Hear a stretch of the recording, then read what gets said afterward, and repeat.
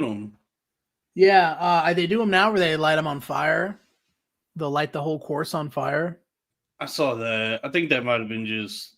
I don't. Is that a common thing? I think it's more common than you think. I think that's like, Maybe that's only in Hawaii, like the Hawaii Beyblade competition. They do. they light Like, everything on fire over there, though. You go yeah, order a Big Mac and the fucking counter lights on fire. yeah, that'd be cool. We should. I, There should be more. Like here in America, there should be more. Aren't Hawaiians just exotic Mexicans? No, no, you would think that. No, I think Hawaiians are. How different are they? I think they look Mexican. They take a lot of naps, right? Isn't that no similarities? I don't know. No, Hawaiians are like. But if you call one Mexican, it's a big deal to them. Like in their right, yeah, they're not. They're like Polynesian. Hey, I am not Mexican. Whoa, easy, little brother. I am. No, they're more like island Indians, like Native Americans. Right, they're Native Americans that we were like didn't bother eliminating. No, we fucked them up. Yeah, we were like, all right. Trust me, Sal. We bothered them quite a bit. Yeah. Man, I need to know more about history. Yeah, I don't know much. I do. I know that Hawaii. We did fuck up Hawaii. I could afford to know so much more, though. That's what the Joni Mitchell song is about. That then became a Counting Crows song. We pay paradise and put up a parking lot. Pay paradise, put up a parking lot. Yeah. Bop, bop, bop. Ooh, bop, bop. The original Joni Mitchell, when she wrote that song like back in the 70s, she was like staying at a hotel in Honolulu, and she looked out and saw the parking lot, and then saw like all the actual Hawaii, and then she was like, "Wow, we really paved paradise and put up a parking lot." Yeah, right. That's the story that I heard. That's like what the official account of how she came up with that song was. That I don't know. Outdoors kind of sucks. She was staying in Hawaii at a hotel in Hawaii and said, "Man, this is fucked up." Hey, Father, come on, throw down a couple blessings. That's a deep reference. Yeah, you do the Counting Crows one. You like counting calories. Oh yeah. I don't care about spots on my apples. Leave me the birds and the bees. Negro, please.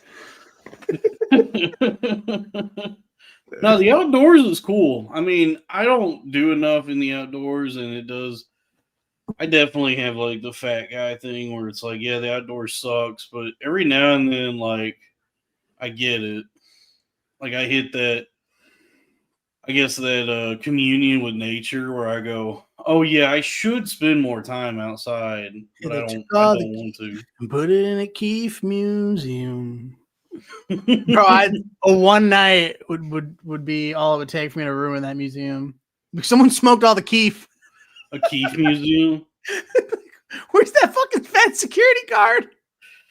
Oh, Sal the pothead over here. It's all he's got the keef museum. That'd be amazing. He's got weed on the brain. I was thinking about naming my son Kiefer. Yeah, just because I love Keef so much. I think, what is Kiefer? Keef? No, I know what Keef is. It's the Kiefer Sutherland. Yeah, like what is his name? Where did Donald come up with that fucking name? No idea. It's ridiculous. Because I've had Kefir. Zaza. I've had Kefir, which is it's like a yogurt drink. It's like a Turkish yogurt kind of thing. Is that where is it like is Kiefer like a hippy dippy name that Donald Sutherland came up with? Like you mean George Bush there? Why would George Bush have anything to do with? Didn't Don Sutherland play George Bush? And what? Oh, a bunch of shit. I don't think so. I think he played him more than fucking Dana Carvey did. Donald Sutherland? Yeah, dude. I don't know Donnie what. Sud. I have no clue what you could even be thinking of. Old Donnie Sud. I don't. Yeah, I have no clue when or where he would have Let's see. Let's played. look it up. No, so don't look it up. Just I want to know. let go. Relinquish yourself to the infinite mystery of Donald Well, what is this, Sutherland. the We don't 90s need or- to. We don't need to know all the details of Donald Sutherland. We just know that he existed. He was a good actor, and now he's dead. Was an actor who was. When the fuck did he play George Bush though? I don't think Donald Sutherland. Why he's Never. He ain't never played George Bush. He never. I'm thinking of. I don't know who you could be thinking. Sam Rockwell? No, I'm thinking of the guy that played.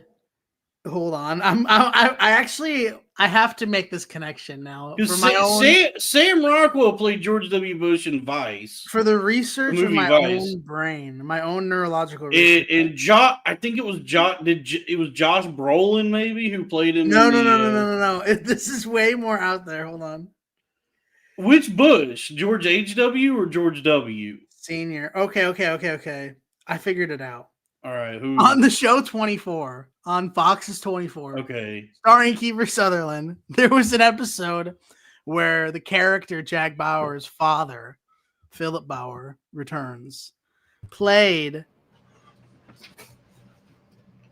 by James Cromwell, who did definitely play George Bush. No. Yep. Now let's see. James Cromwell. James Cromwell played. What was he George Bush in? That I know for a fact. In the movie W, he plays the father. He plays. Okay, so he plays HW. Yes.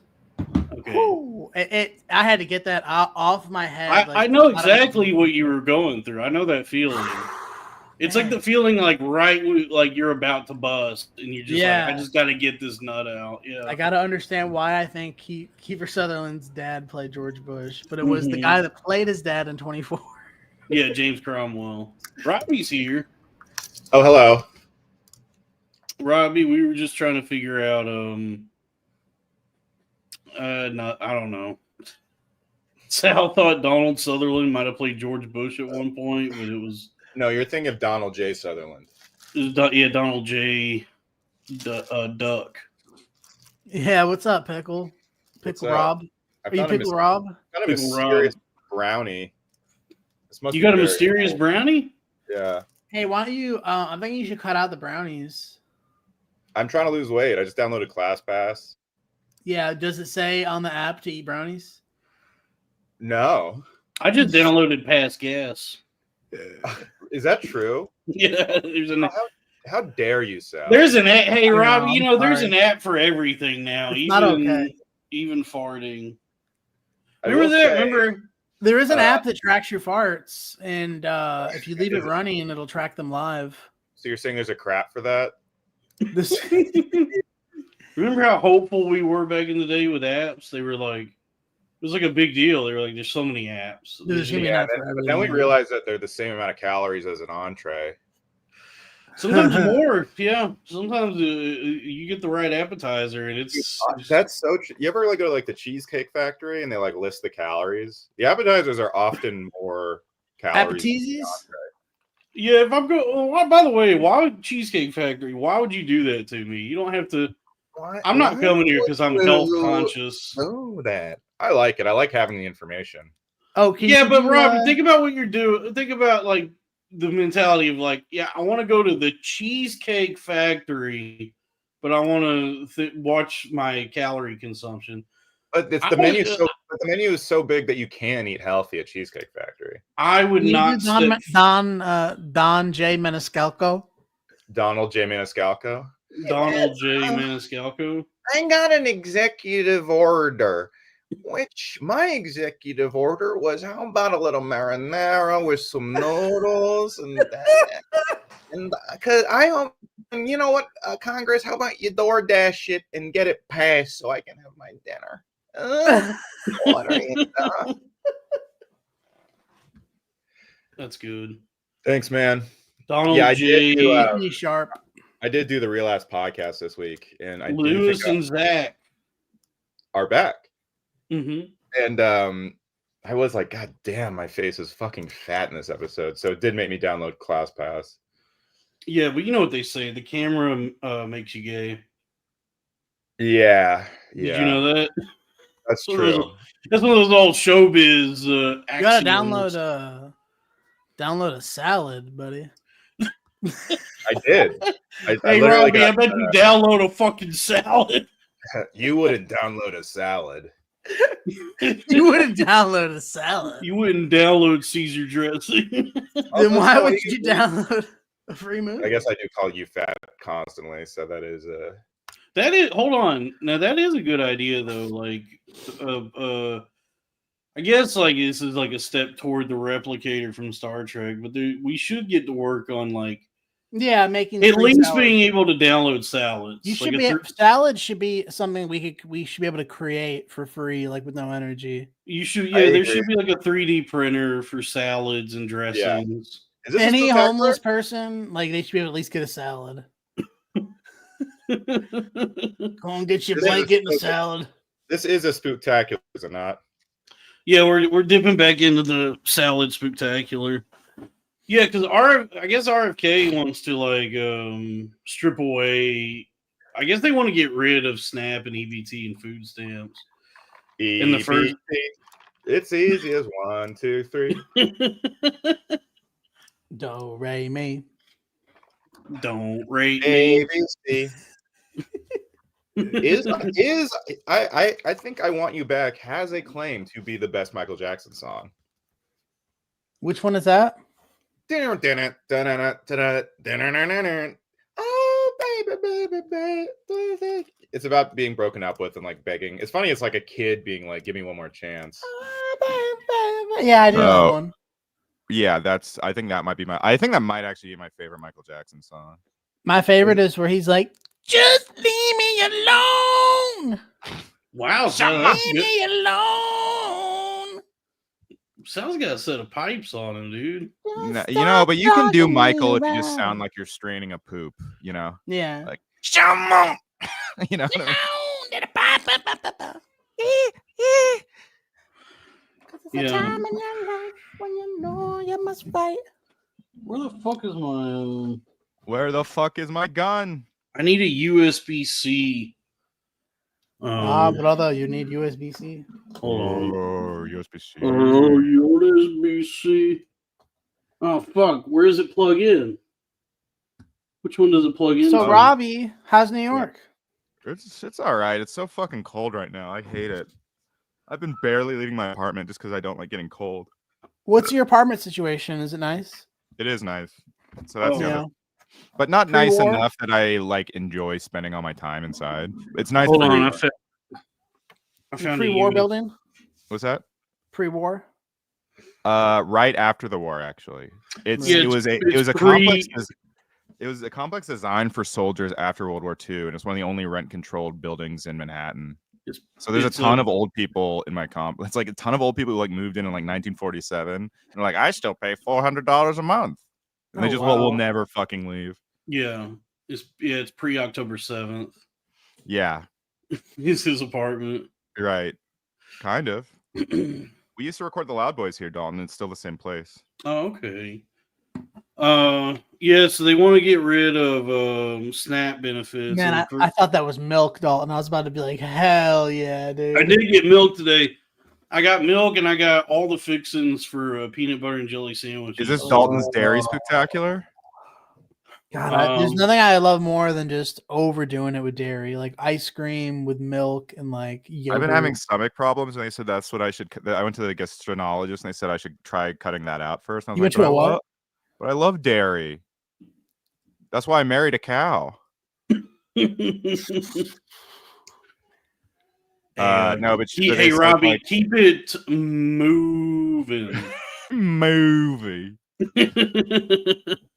Yeah, I got a gallon of milk today, and I got some. I am trying to like make better decisions, so I normally would get white bread, just like Wonder Bread. That's always my favorite. I get the cracker ass, honky ass bread. You get the one with some seeds on it. I've done been telling you love white bread. Honky. I do love white bread, but instead honky. I got that Dave's Killer Bread. The dense. Oh wow! So you're operating on another level right now. Oh, yeah. I actually just got Dave's Killer Smith. Yeah, that's part of the carbohydrate. Carbohydrates are actually part of the problem. Right. That's actually one of the Louis Sourdome. Okay. We're having fun here today. Yes, dude. What else? Dude, Shane's hosting SNL again, and I saw this guy be like, 4D chess from Shane. How great does it feel to grace the presence of SNL? It's like, okay, this fucking like parasocial shit's out of control. Grace the presence. What is 4D chess? What does that mean? It means like 4D chess is like. Is that from something? It's a reference to. It's a type of chess with like three. It's like 3 boards like stacked on top of each other. What the fuck? It's like. Why would somebody make chess worse? Because it's for artistic people. Also, chess isn't about how smart you are. It's just about memorizing the game and like how chess good you are. Chess as a game is already made. I can't speak on chess because I'm very bad at it. Like I am. I don't. Dude, I'll kick your ass. Oh, chess! Thank you. Yes. Oh, chess! What a magical game. No. 40 chess. Yeah, I don't know. King me. That's not from something. That's not like the chess they play in Star Trek or something. No, it's like literally like it goes in the 4-dimension by like going. It's like it adds like another. It adds verticality to it. Brian Calleney. Vernicality. Fatality. King me. Ernest that's what I say. That's what I say when I win a game of chess. I go fatality. I like that. What's y'all's favorite fatalities? What's that? What's y'all's favorite fatalities? Oh, that's a good question. There's so many good ones. I'm not a combat head. I guess the classic would be when Sub-Zero rips the head out with the spine. Yeah, that's anything with the spine still attached is Seinfeld. Seinfeld, yeah. I was thinking about this. What about I'm sorry, what was his name? Sub-Zero? Yeah, okay. Well, wake me up when it's Coke Zero. Okay. Thank you. I'll set an alarm. Thank you so much. The Zero sodas are insanely good. They got the science is they're getting it more exact up there. It's like all the Zero lab, like where it's like you have to sign into like a different like. It's Willy Wonka. It's a whole different security clearance. Like you're entering the Zero labs now. Like there's secret shit happening here. Yeah, because for the longest Dalton got me hooked on Cherry Coke Zero, and it's literally like my favorite soda I've ever had. Bro, they've mastered. And guess who else, Dalton? You hooked on it? Dan Wicks texted me that he tried There's no reason to have regular pop. Like you're just being gluttonous at that point. Yeah, Dan sent me that. You're from Buffalo, New York. You don't say pop. Chill out. I do say pop. He does say pop. He's been saying pop the whole time we've been doing this. Dan sent me that thing. He tried the orange cream one, and he said he really liked it. Yeah, it's good. The A&W Zero cream soda is really good too. Dalton do be having good food racks in general. Zero, the Zero sodas is just like it's one of the like marvels of modern culinary science. Bill Marvel, yeah. It's one of the greatest things that happened. Wait, how about Bill Marvel? New soda. New soda. Okay. Because like when we were kids, like and there was just Diet Coke. That was like a distinct like different thing. There wasn't even like Diet Mountain Dew. It was like Diet Coke. Yeah, and it was not that good. Sierra Mist is now Starry. Yeah. Oh, yeah, they got rid of that shit quick. Thank you, Dribbly Bob, for gifting 5 cornfed. Well, don't Oh, yeah, nice. Dribbly Bob's in the Discord. Everyone join the Crowder Boys Discord. Super chats going. It's very active and full of very nice people. Yeah, the guys, Crowder Boys. Let's get some super chats going. Me and Robbie will read them out in some funny voices. Let's get some super chats. The Crowder Boys Discord is a nice hub for all things Billionaire Podcast Network. Ching, bing, bing, bing, bing, do you flare up? And then just like all the stuff we're all doing. It's a nice little like universe that you can hop into. It's a View-esque universe for sure. It's a View-esque universe, yes. Doctor Strange, Dr. Smith in the View-esque universe of madness. Dude, I remember my dad watching Magic Mike thinking it was the new Doctor Strange movie. What? He's like, what the hell is this? Oh, that's funny. Magic Mike does sound like a fucking... You gotta watch the new Marvel movie, that new Marvel Magic Mike. He goes, what the fuck are they doing? What are you doing? He's like, he's casting a spell on me, but not my dad does sound a lot like Sebastian, just a little less like gay. What? First of all, where is Benedict Cucumber? When I was your age, I had 2 jobs. Isn't he Magic Mike? Why is it this hot guy? Why is it these hot guys? I'm gonna finish it, but I don't see how this connects to the Scarlet Witch.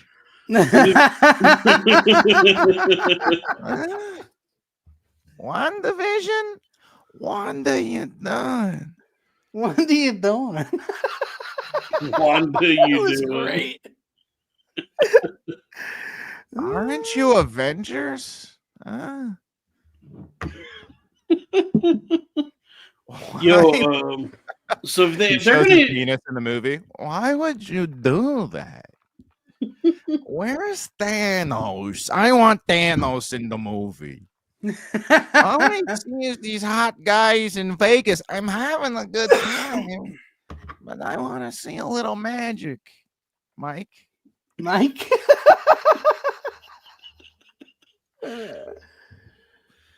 The only magic, Mike, I see is the microphone that I use at my stand-up comedy shows. Do you guys think I should buy these shoes? All right. My dad's small. Someone said they think my dad's a unit. My dad's a little guy. He's your dad. You have a manlet dad? He's a Joe Pesci.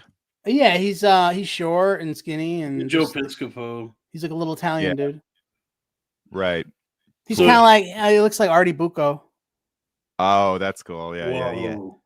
Get the little fucking car. Yeah. He's like a little Italian dude.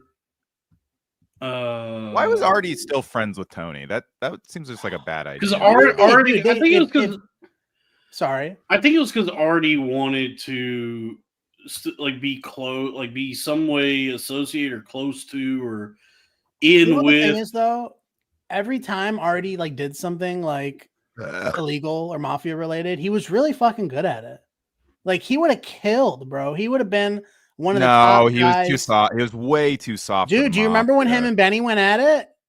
And he fucking kicked his ass. He wouldn't have been able to keep up mafia relationships because people would smell weakness and he had a desire to be liked. Dude, I think he was a killer, man, waiting to come out, and that's why he was so weak because he went into the restaurant. No, he got to have his little. He got to have his little. Had a sad life. Fantasy. Sal. I think Artie was a bitch. And he wanted to feel important or feel like he was part of something. Deep down, he was not a bitch. You're only saying this because your dad looks like him, and you're no. My dad honestly looks more like Fredo from Godfather than anyone. Artie let everyone in his life just run roughshod over him. That's what I'm saying. It was tragic. Tony steamrolling his bitch wife. It was tragic what happened to him, but I'm saying I think he could have went another way with it. I see it different. Dude, Artie was loyal. That's the problem. Is also in the mob you can't be loyal, and Artie was a loyal guy. They pretend that they're loyal, but I see a different, alternate universe where he's actually. Why are you sticking up for Artie? He was a contemptible little fucking weasel. He held Tony at gunpoint when he found out about. No, that was T.J. Miller with Weasel in Magic Mike. T.J. Miller was Weasel. No, Artie was a spineless No, he fucking wasn't. He was a rogue. Yes, he was. He was his wife ran the whole fucking show. Yeah. You're talking like, and the only reason Tony let him get away with pulling a gun on him is because Tony doesn't respect him. Like, and the only reason that is because Artie is the most like me in that whole fucking show. I'll be right back. God, following his dreams, not succeeding really. Oh, he kicked Benny's ass, dude. He kicked the shit out of him, and then once in a while, a guy like me can be tough like that, but overall, he's a fucking man. Nobody respects. No, I think Tony saw Artie as like lesser than. Have you ever been in a fight? Have I ever been in a fight? Not really, no. Robbie? They suck. No, I haven't. Sometimes you gotta fight. No, I tried. I've almost been in fights, and I've always diffused it or tried to get away from it. And you know, no, Robbie, you don't have to. You don't need to buy these shoes. Why are you? Why? It's such a Robbie, good deal. You're not.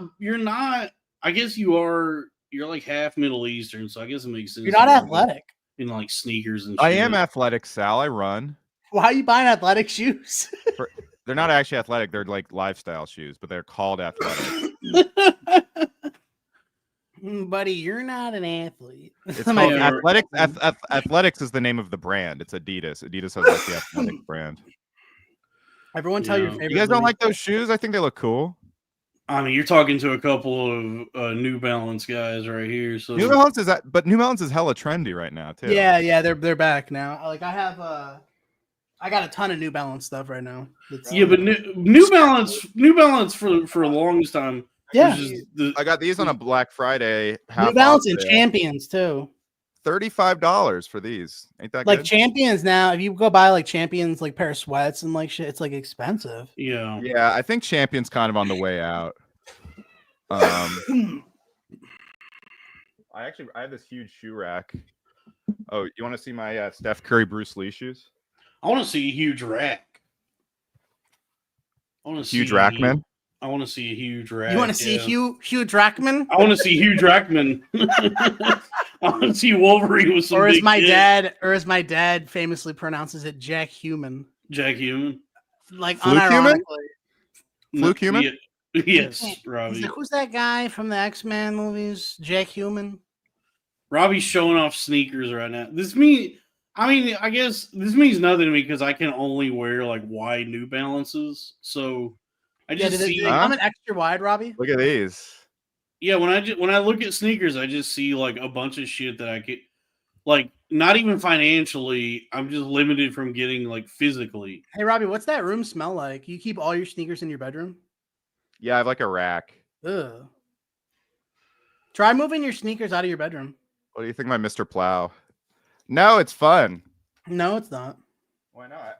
You're right. I probably should put some like foot deodorant in it there. You should keep your sneakers in another part of the house. Why? It's a lot of sneakers in your bedroom, like in a closed space. But there's like nowhere else to put them. Like my living room is packed. Is it a shared space? Yeah, I have a roommate, Sal. I get it. These are probably my favorites. The Nike Vomero 5. Vomero 5. Oh, they are stylish and extremely fucking comfortable. And you're in New York, so you probably a lot of that stuff is probably comes through cheap, right? Yeah. Oh, I mean, I bought most of these actually on Black Friday when they were having. You got a sneaker guy? Shitload of sales. Yeah, I'm trying to resell them because I do have. Friday, you said his name is. What? You got a sneaker guy named Friday? You said Black Friday. Yeah, I got Air Jordans too. R word, fucker. Air. Well, folks, we're doing. Welcome to the shoe. Got my Yeezys. Yeah. Yeezys are so fucking ugly, bro. The shoe must go on. I would have bought. Listen, I would have considered getting Yeezys. Thank you, Oakland from 2019. Show those Yeezys again. They're not an attractive shoe. They're fine. That looks like a fucking a shoe, like a boat netting. That looks like a fucking like something from the movie Existence. Yeah, like a fake. The movie where he's got the time machine. Fuck. Time machine. No, it's called Time Machine. Yeah. The time machine. The time machine. That looks Hot like tub time something that he machine. fucking. Yeah, hot tub time machine. Dude, I love hot tubs. I do Hot too. tubs are okay. I don't like when you're sitting in them for a while and then like you sweating. Like I'm in water, but I'm sweating. Right. Well, you're only supposed to Right. be in there for like 15, 20 minutes, maybe. No, But because I end up hot- busting in them.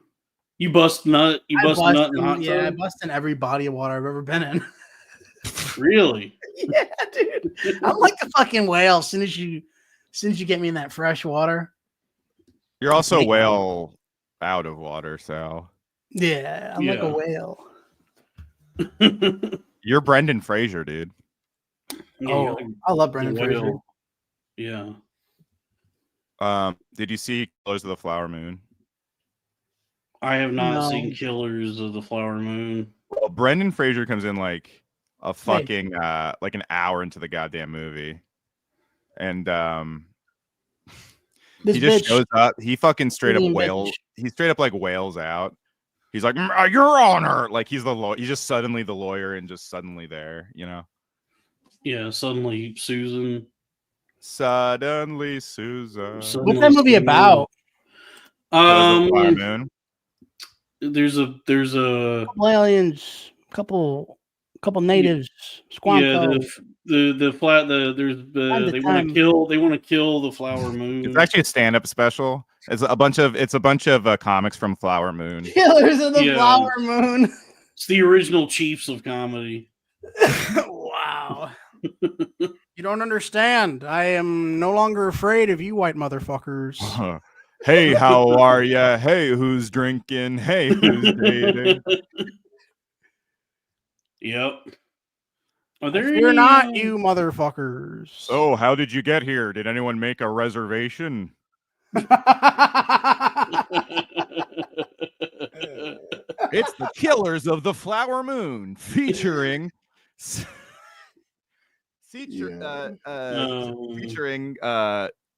Bird That Sings, the Entertainer. Bird. Yep. And Kevin Blackheart. Dude, Kevin Hart hosted quote unquote the All-Star game. Everyone hated him. It was one of the worst bombs ever. Why? Like, hey, did you watch that fucking hockey, America versus Canada? No, I heard that was great though. Dude, America just beat the fuck out of they had fight and Canada, which is great. After a fight, well, because Canada booed the national anthem. Nice. Because they're mad about tariffs or whatever. Ours? Yeah. And then there was also the SNL 50 live thing. I was like, there was like. Then when the hockey game starts and the puck hits the ice and they're like, oh, and the gloves are off, and they just start fighting, dude. And then they have one fight, and then like, all right, let's get back to hockey. And then the puck hits the ice. And they go, and the gloves are off again. And they 4 fights in a row. That's crazy. Just American dudes beating the shit out of Canadian dudes. No, I know. Matt Maron just loves to talk at me about hockey a lot. So it was just, I'm not even a hockey guy, and I'm like that. No, I heard it's amazing. What a crazy sport where that's acceptable, where they're just like, all right, we're having a fight. Hold on, stop the game. They're gonna fight. Like, it's funny the same guys like hockey. Honestly, they should call it honky. Because people like it's like the same people will watch Draymond Green like slap somebody and then get ejected and be like, what a thug. He's a disgrace to the game. And it used to be classy. But then they'll watch hockey where they literally get in fist fights and like, well, these are just some hard strapping boys who, they really care about the game. I love the passion on the. It's crazy. They should let every fight or every sport, by the way, should have those rules where 2 players can just fight, duke it out, and then they get back to the game. They used to do that. You remember when Shaq fought Charles Barkley? It's perfect rules. I know. It's fucking Adam Silver kind of. Well, and also the fans don't know what they want. They're all like kick Draymond out of the league, but then they're also like, it used to be more physical. It's like, what the fuck do you want? Like, yeah, that's true. Knows what they want. Yeah. Well, that would be cool. But you know what's boring is like actual just this like when it's just fighting. Yeah, I agree. Yeah, because I've tried to watch MMA and especially when they're both defensive guys. It's just boring to me. I'm not a fan of MMA either. I like Eminem. Yeah, I like M&Ms with the peanut M&Ms specifically. Yeah, MMA is interesting because it's only good if it's a short match. If somebody gets knocked the fuck out, but then they don't want that. They want it to go, long. I just don't like the culture either. It seems like all like it's weird. Oh. It's like a lot of dudes who don't watch any other sports. You know what I mean? Yeah. Yeah, and it's also a lot of dudes who recently got into it. It seems Yeah, like. it's a lot of Joe Rogan fans, honestly. Yeah, MMA sucks. It's boring. It's gay. Dana White. I like stuff with more skill, you know. Yeah, Dana even, White. Even y'all remember the first football? I enjoy watching because there's skill to it. I think I like basketball the most because it's just there's so much thinking and mentality involved. MMA it's just like okay, it's just brutal. That's what's fun about it, I guess. Hockey is fun because of the same shit. It's like even though they fight, those guys are fucking smart as shit. Like how much they have to like think on their feet or on their skate. And they have to like roll it. They have to skate. Yeah, every time Matt's bragging about how awesome hockey is, I'm like, pause. How you gonna figure skate? Actually, last time I hit him with, nah, sounds gay. How you gonna play a sport? How you gonna say sport's tough where everyone's fucking rollerblading? And he's like, actually, though, ice skates, they're not on whoa boy. Those are razor sharp blades. Oh, I did get a hockey. That's the part about hockey that trips me out is that the accidents, the people getting their throats cut and stuff. That was one of the more disturbing things I've ever seen. That is the craziest shit that we all discovered there's a black hockey player and he killed a guy. He slit a guy's throat on the ice. Yep. That was really that really bothered me. What is this? What are you showing us, Robert? I bought this hockey. I have this shitty hockey jersey that I enjoy. You got a hockey jersey? Yeah. Jesus Christ. Hockey jerseys are the worst, bro. This is also such a fucking this is like Kevin Smith over here. He ruined hockey jerseys because he really did. Well, they're fat guy apparel, you know. But this one I bought it online and I was like, whoa, that's so cheap for a hockey jersey. It came in, it's like one of those ones they give out for free at the game, obviously. Like it's so thin. And there's like on the back it just says Zoom, like the corporation Zoom. That's funny. Like Zoom meetings. So I thought I got a killer deal because I love the Sharks logo. But now that I have it, I'm like, oh, I fucking overpaid for this shit. Yeah, I just got a Skype basketball jersey. I got a Skypefeld. Can you hear me? Can you hear me? Can you hear me? I can't hear you. Can you hear me now? Good. Oh yeah, dude. Did you see that? This host is waiting to let me into the lobby, Jerry. Dude, did you see Jerry? I've been in the lobby for 40 minutes. I had a very you unleashed coronavirus because you liked using Zoom. I didn't know it would go this far, Jerry. You ain't a bat. Great job, Kramer. You ate a bat, and look what happened. My father's dead. Well, did you see that video with? This is perfect. Nobody knows what I look like. I'm wearing a mask, Jerry. It's leveled the playing field. Kramer, you are a secret genius. I just took a meeting in my bathroom. Jerry. Well, that's usually the only shit you say in meetings is from your mouth. I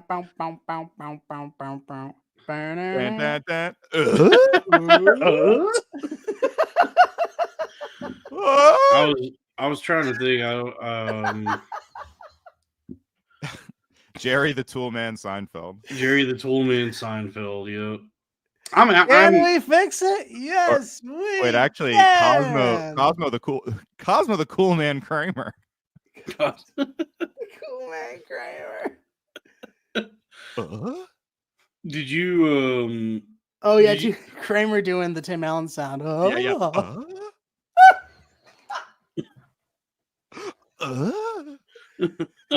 This is great. Here's to fixing tools all the time. I don't think so, Jerry. We've never seen our neighbor's face. Aren't you bothered by that? Wow, we are the farmers. We're not okay. Sal, I have a question. Do you think I'm not Shaq okay? I promise. Do you think Shaq and the General are friends in real life? I think I fully, wholeheartedly believe that Shaq believes that the General's a real person. Dude, thank you. And I really and that whenever he's around, he goes, "Where's the General? Where's the General? I love the General. How come the General? Hey, he's at the All-Star game. Hey, can I get a +1 for my friend the General? The General might show up." I fully believe. But I really hope that like when the cameras are off, they are actually still friends. Like I would hate for it to be like one of those like, you know, like Opie and Anthony or whatever, where they. I would hate to find out that the Shaq and the General are not getting along. It'd be so sad. Here's a $5 super chat from Good ruin. You know the General's got to be a little racist though. Sal, please eat some food. All right, boy, let's do this. You're one of the good ones. Thank you very much, the General. I never thought I'd be selling insurance with a darkie. Here I am.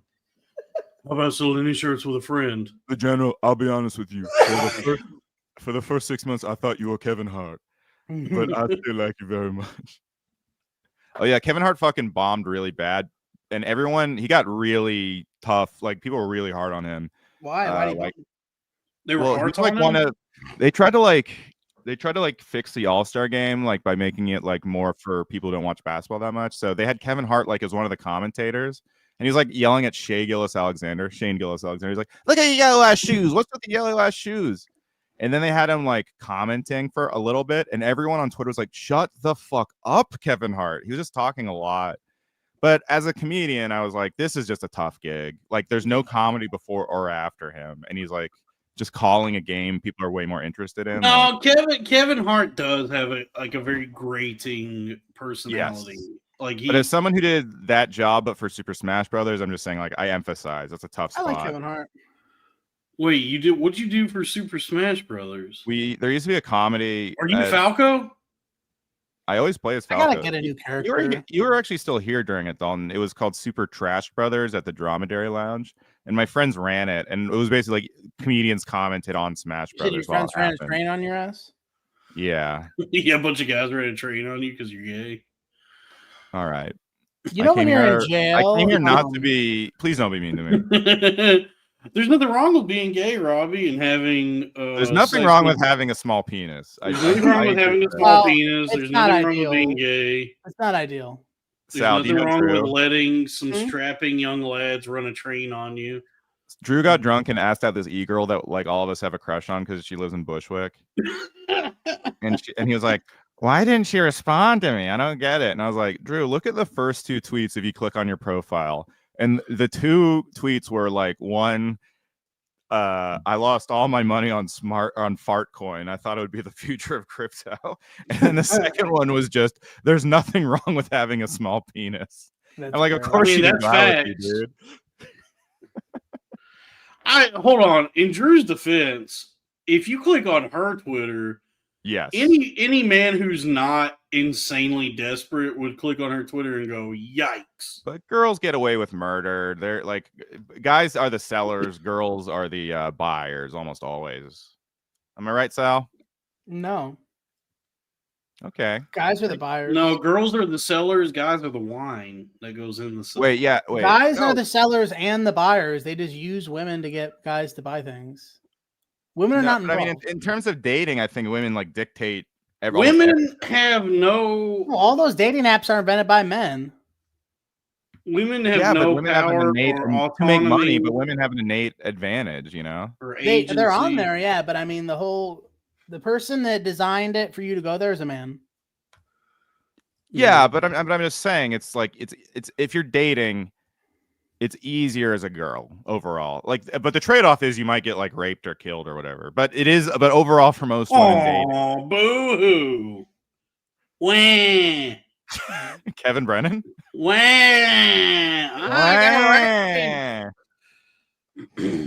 Dude, Kevin talked about me on Misery Loves Company today, and he hit Alex Stein, Danny Paulchuk, Ryan Long, and Mr. Beast.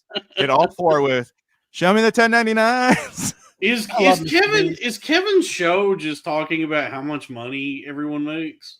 I think it's just gossip in general. Because every time I do think that we made him bring back his old love of asking, "Show me the 1099." Every time I've checked in on Kevin Brennan, he's a comedian. He's a funny guy. He's a funny stand-up, but every time I've checked in on that podcast, it's him being like, I know for a fact I make more money than Patrick Melton. I make more money than him. I make more money than Danny Polishuk. I don't know about Ryan Long. I may not make as much money as him, but I definitely make more money than Danny Polishuk. And it's going on for like 20 minutes. And I'm like, is this show just him like speculating on the amount of money that people make? I mean, I probably. It's a good. Hey, look, if it's paying his bills, God bless. I thought I was. You guys like Donald? He did like my joke that was like Lewis and Alex were like making fun of Ray DeVito for only making $11,000 in a year. And I was like, I don't know, guys, that sounds like a lot of money to me. And I was like, that was a good joke, right? Good one, Goodwin. Wow. I was like, I can't tell if he's mocking me.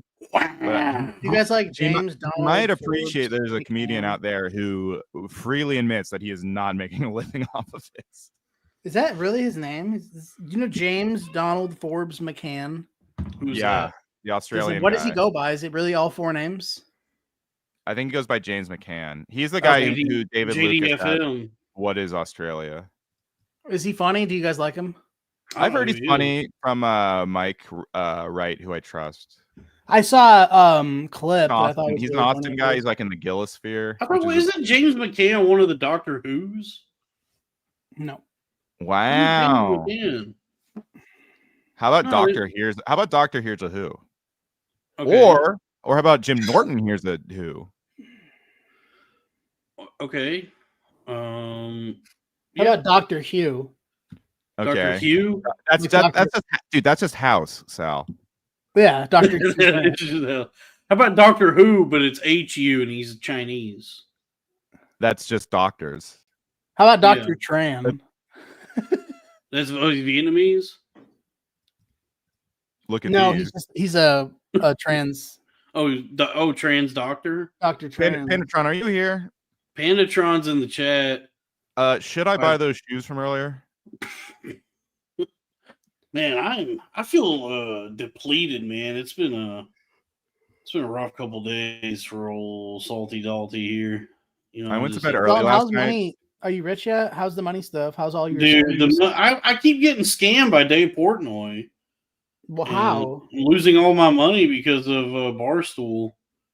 Dave Portnoy is like, for whatever reason, because he's like extremely wealthy already. He's got a lot of money.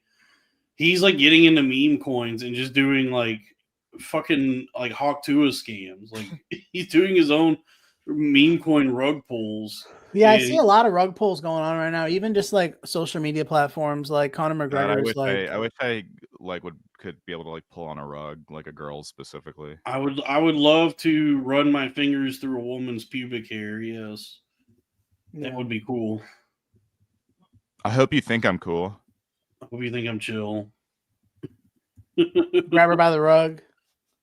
Mm-hmm. Yeah. By the rug. Grab her by the rug, dude. It is. Yeah. That is a power move. Reaching down, just grabbing a fistful of rug, and just being like, a fistful. How hairy are your? That's my favorite Clint Eastwood movie. A fistful of rug. A fistful of pussy. Fistful of pussy. The good, the bad, and the pussy. A few pumps more. Yeah. The man with no game. A few pumps more. The man with no game. Or fistful of yeah. Fistful of pussy. The fat, the proud, and the ugly. The good, the bad, and the pussy. The good, yeah. Let's talk about female comedians I should have sex with. You should stay away from it. Dude, find a woman who's like a paralegal or something. Find a girl that's a paraplegic. Like a regular lady. In wheelchairs? Find a girl that's a paraplegic. Find a nice disabled lady that. Find you a nice disabled girl. Make her right again. You know what I mean? Yeah. What is that voice, Sal? Fuck her straight, you know? Yeah.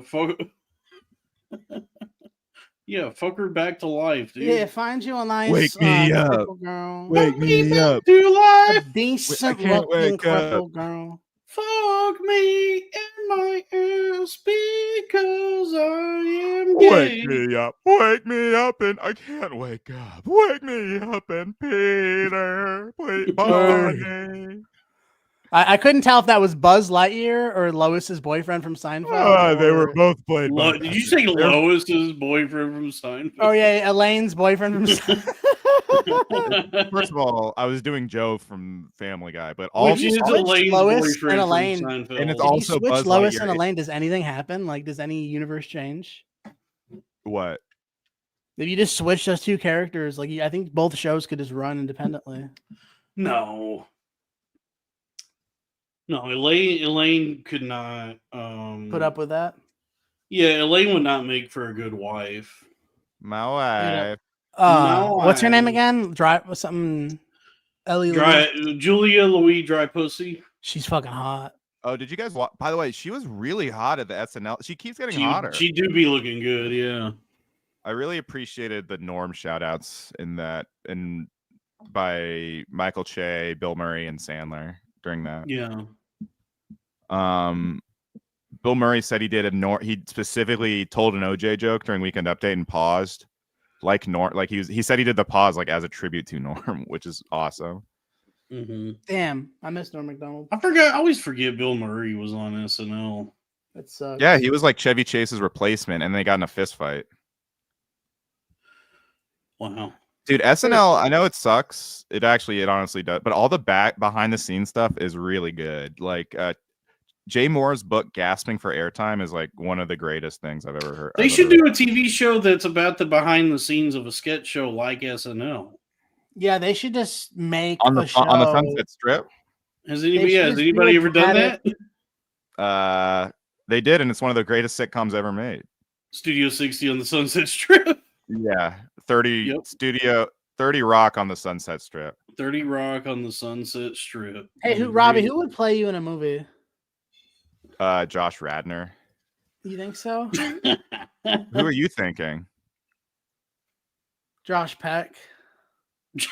I could see that too. That would be cool. That'd be nice. He had similar experience of being almost 300 pounds as a kid. Oh, yeah. Boo-hoo. You guys act like that's some kind of fucking milestone. It's a millstone. It is. I lost a total of 100 pounds, but then I gained back like 30. 70 pounds ain't nothing though. These are rookie numbers, bro. In terms of how fat you are, how much weight you lost. How fat, weight loss. Sal is putting up cookie numbers. I'm putting up cookie numbers. Sal's eating them by the sleeve. Everybody tells me those Post Malone Oreos are good. I'm so fat, I've eaten the cookies in your browser history.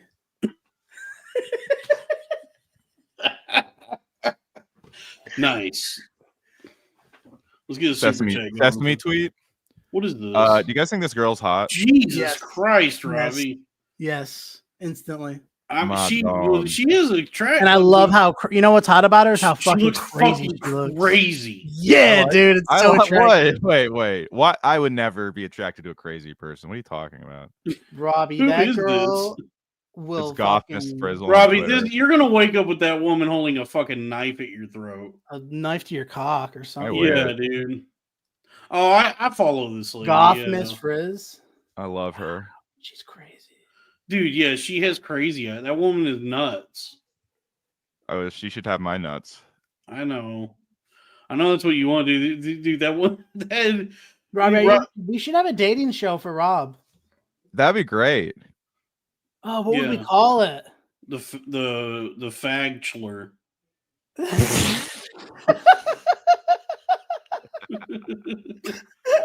No, it wouldn't be called that, Dalton. Shut up. The Fagchler. Yes, it's called the Fagchler.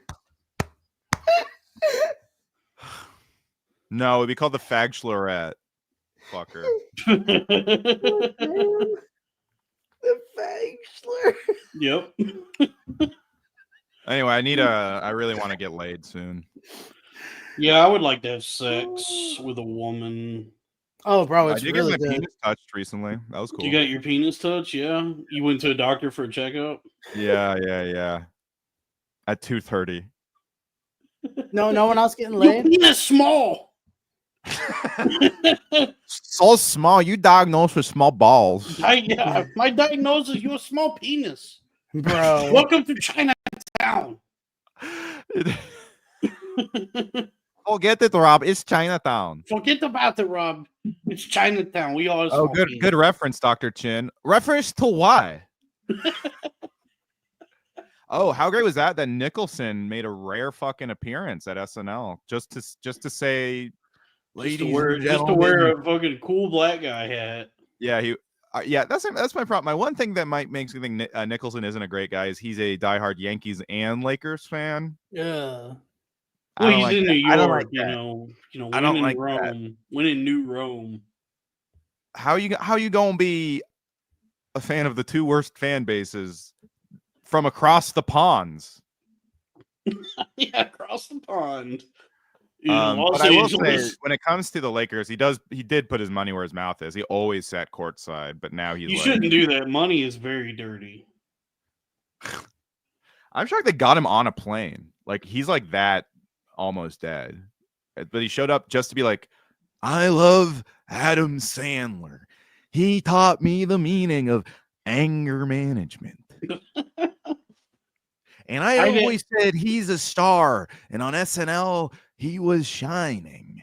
He didn't have an easy rider, and I will soon be departed. But something's got to give. And keep going. I guess you could say I'm a hungry wolf. And seeing Adam Sandler perform is as good as it gets. Wow. Now, there's only a few good men left on SNL. They don't hire men anymore. It's mostly women. Hoffa, the morning to you. Yeah. Anymore? Yeah. Broadcast news. Batman. Jack Nickelback. I've been wrong. I've been down at the bottom of every bottle.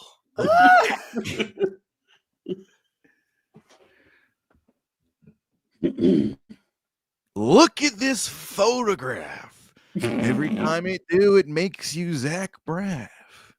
Did you do a crack set? I didn't know shit about this business when I first got here, but after some good rules, I realized that it was 8 easy pieces. What's that movie called? What? 8 easy peasies? 8 easy pieces? What the fuck is that movie called again? Is that about a pizza? I love pizza.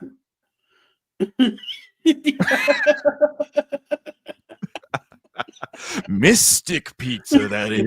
Oh, damn. 5 easy pieces.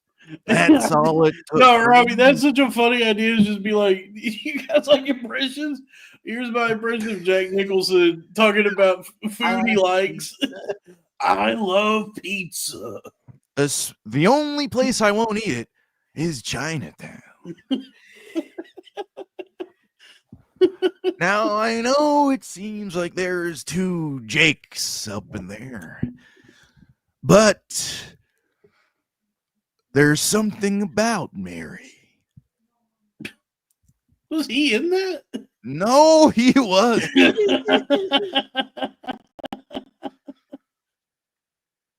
Wow. Raphael wasn't at a Nicholson party. He was out of the country, and he's letting Roman house sit. Is that crazy to rape someone when you're house sitting? Like, come on, wait till you get home. Yeah, it's rude. 8 crazy nights, 5 easy pieces, 7 anger management. Anyway, ladies and gentlemen, Adam Sandler. Yeah. I'm gonna go home right after this. Did we, by the way?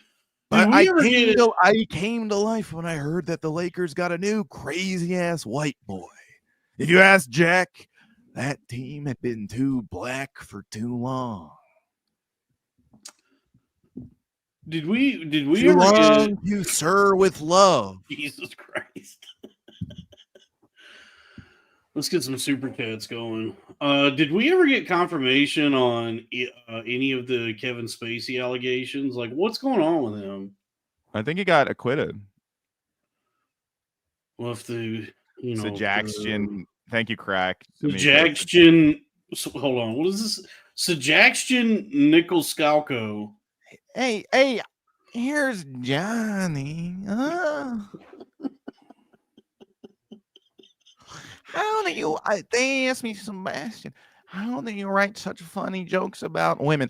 I take a man and I remove all logic and I forgot the rest of the quote. I was gonna say, I think Aren't I do. you embarrassed? You can't. These people can't handle the truth. Yeah. Well, I think I do. What are you doing? Yep. You can't handle the truth. Wolf. Have you seen Wolf? No. Wolf? Jamie Wolf? Yes.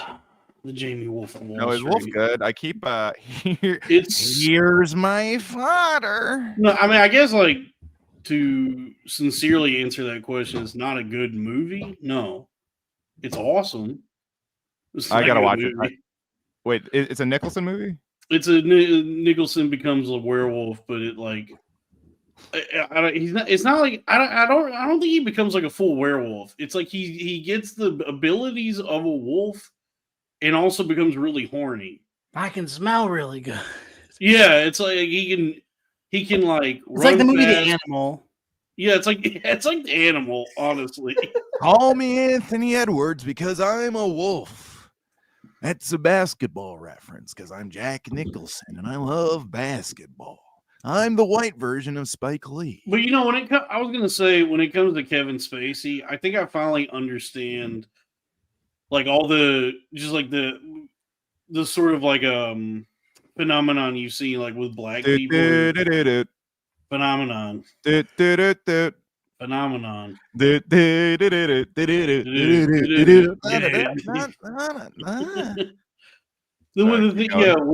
like a lot of black people will still like go to bat for Michael Jackson or Bill Cosby, where they're like, in spite of the sheer amount of evidence and people coming forward. Kanye for me. I'm like, I guess I just like this guy. Well, that's it. But I was gonna say that's Kevin Spacey for me. Is like, yeah. When I saw like anytime for me. Who is it? Epstein. You're a big Epstein fan? I'm not gonna lie.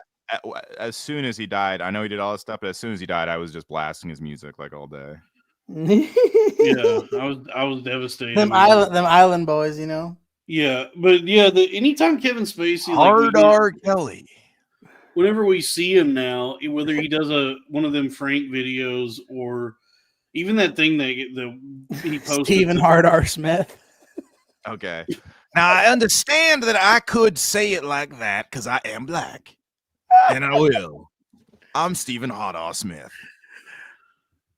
Now, Molly. Hold on. Turn everyone's camera on. I want to see the reaction when I say this. He just says the N-word. Yeah. Appreciate that, Stephen A. Appreciate that. Oh, Cat Williams also. Cat Williams introduced the All-Star Game, and he actually hilariously brought up at the time he walked all of Oracle Arena, which was, I remember when that happened. That was crazy.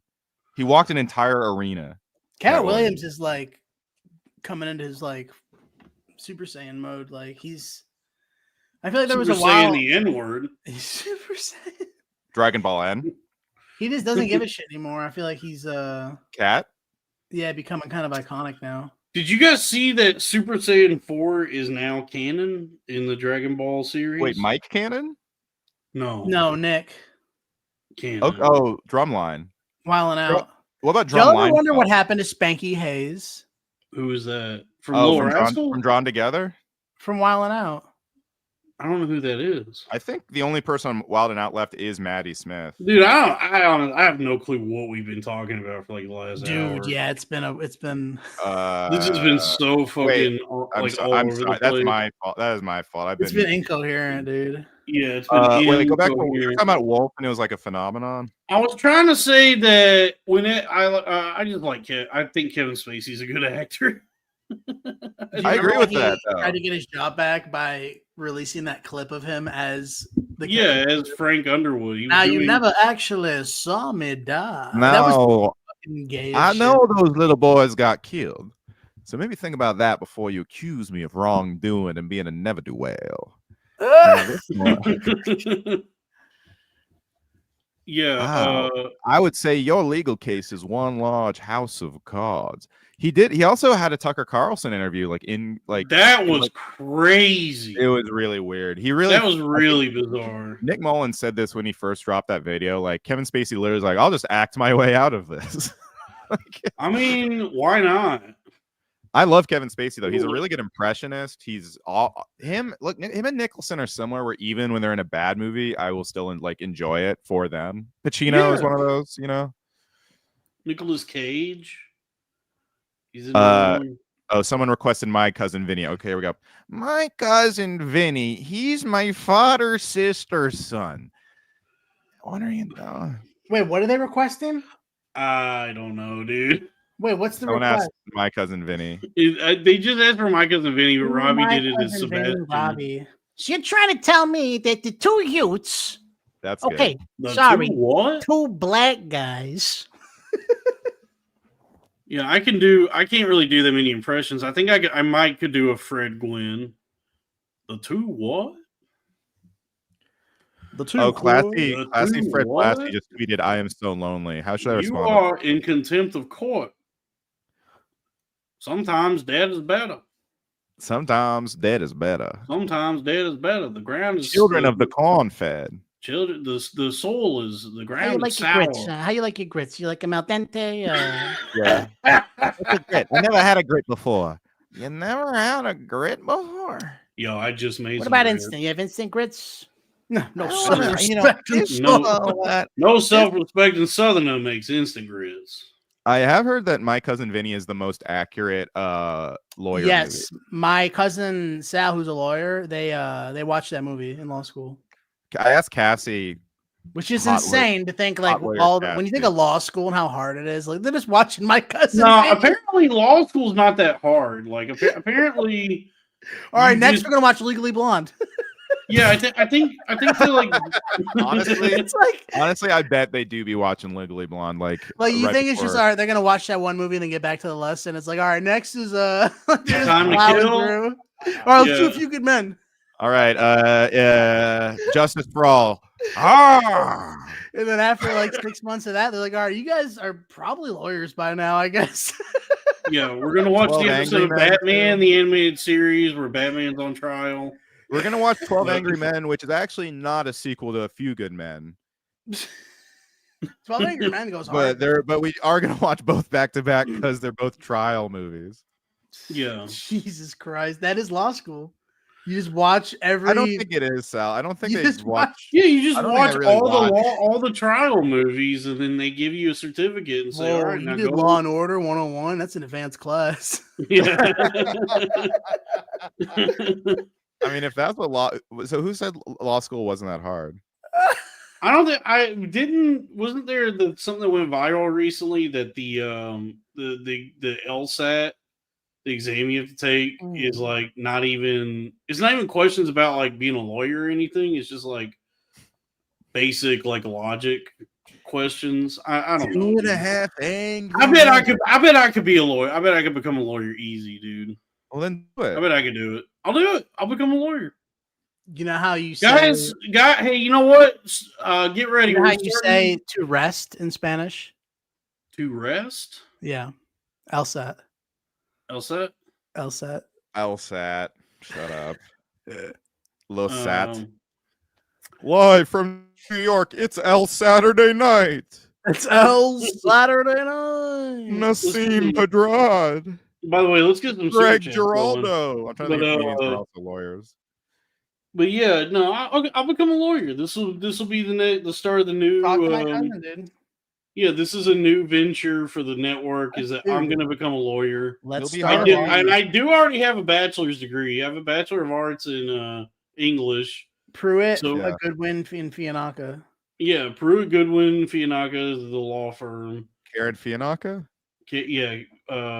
Wait, Sal, you never told anyone your last name. Will you just dox yourself? I don't care. All right. Your last name is Fiannaca? Yeah. Fiannaca don't work here anymore. Japanese? It's cool. It's like Italian Japanese fusion.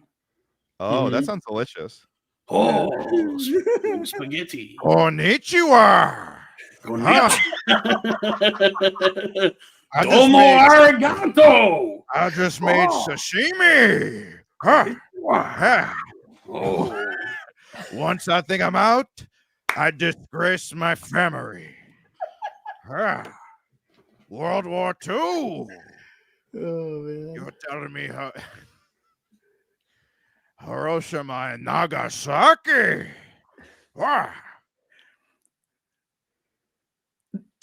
They look like they got hit with a flamethrower. How about you sucking my penis? I would love to get my me, Fredo-san. No, It's Al Pacino's son. Oh, Pacino's son? Pacino's son. Pacino's son. Pacino, son of the mask. Pacino, son of a bitch. Those leads, those are my leads. But that's okay, because we're in the collective culture, you fairy. So, yeah, apparently on Dragon Ball Daima, which is the show that Akira Toriyama finished before he died, he officially made Super Saiyan 4, which had only been in Dragon Ball GT, which is not canon. The Goku goes Super Saiyan 4 in Dragon Ball Daima, which means it's now officially... This should be the new Loud Boys, by the way. It's a Super Saiyan 4. Is the so you want to reboot you want to do the? I want to reboot Loud Boys under this platform. No, Loud Boys is dead and gone. We're doing the Cornfed now, or we can do whatever. I mean, I don't care. Well, why don't you add me to Cornfed and then we could all split the profits? I'm not married to. The money's already spreading thin. It's like. I mean, for my sure. wife would never spread, and she was fat. Yeah, it's all good. All right, you guys saw it here happen. The deal, we struck a deal. We struck a deal. We're gonna get a better deal. We're gonna get the biggest deal. I'll do it. Me and Sal would just drive Dalton completely crazy. Honestly, I could just hang back. This has been nice. Like I just kind of hung back. I haven't had to contribute that much. I ate 2 of those big sweet tarts earlier, like one of the big ones. With weed in it? No, but it was like too much sugar, and I'm like crashing from it. So no wait, what'd you eat, Dalton? You know the mega sweet tarts, like the big ones. Pause. Resume. Sweet tarts. Yeah, I ate some sweet tart. No, it's the big. It's like I ate some Paul Blarts. They look. It's like a sweet tart. It's like the size of a $50, and there's like 4 in a pack. And why are you doing that? I ate 2 of those because they. Why would you do that? But it was too much sugar. I guess it was too much sugar or something because I'm like crashing from it. I think I have diabetes. Yeah, Pete Holmes. Hey, Pete Holmes. Easily the best Batman we ever had. Right. Right. What we had like 8 threads dangling that were all kind of interesting to me. Well, let's sew them together. Dave Portnoy's Jewish, and he's doing crypto scams. He's doing fucking rug pulls and shit. And then yes. What did Portnoy do? Like, why is he like a thing? Honestly, I don't know what's going on. Apparently, Portnoy.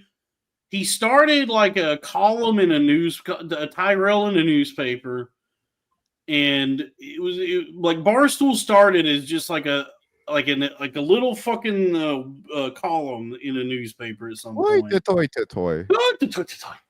And then it eventually became a website, and Well, I do like websites. Websites are cool. Remember whitehouse.com? I do remember whitehouse.com.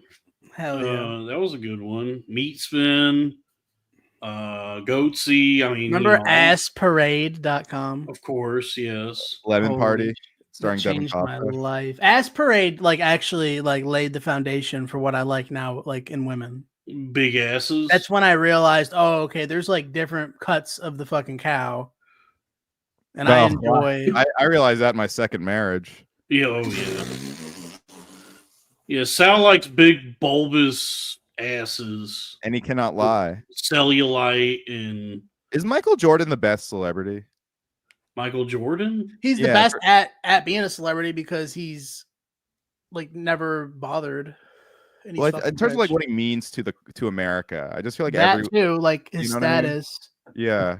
Yeah, maybe he don't got to do nothing. He's still Michael Jordan. It's him and Tiger Woods. Yeah, they had to do not little, but I feel like Michael Jordan is just he's one of the last larger than life people, and and he's had such a run of everyone still kids still love Michael Jordan.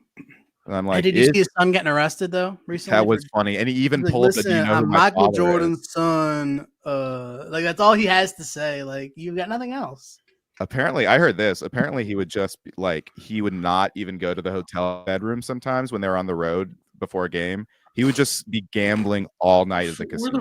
Where the fuck is this coming from? Bat chain pull. Did we talk about Beefheart? No, but it's not even a super chat. I know. It caught my eye. Did we mention Captain Beefheart? Yeah, we did. We did mention my ex-wife. Oh, that's right. Okay. I think it's because you were talking about rug pulls from Portnoy, and so he was just doing plastic. My wife's name is Rebecca. I call her Rebeblican. You're okay. I like that. She doesn't like that. So instead of a rug pull, it's bet. Okay. my dad, the nickname he even asked, he was like Faj after the gold member Faja, and then we started calling my mom Maj, and she was like, "Do not call me that." My mom was very mean. Your mom seems like is she cool? Is she chill?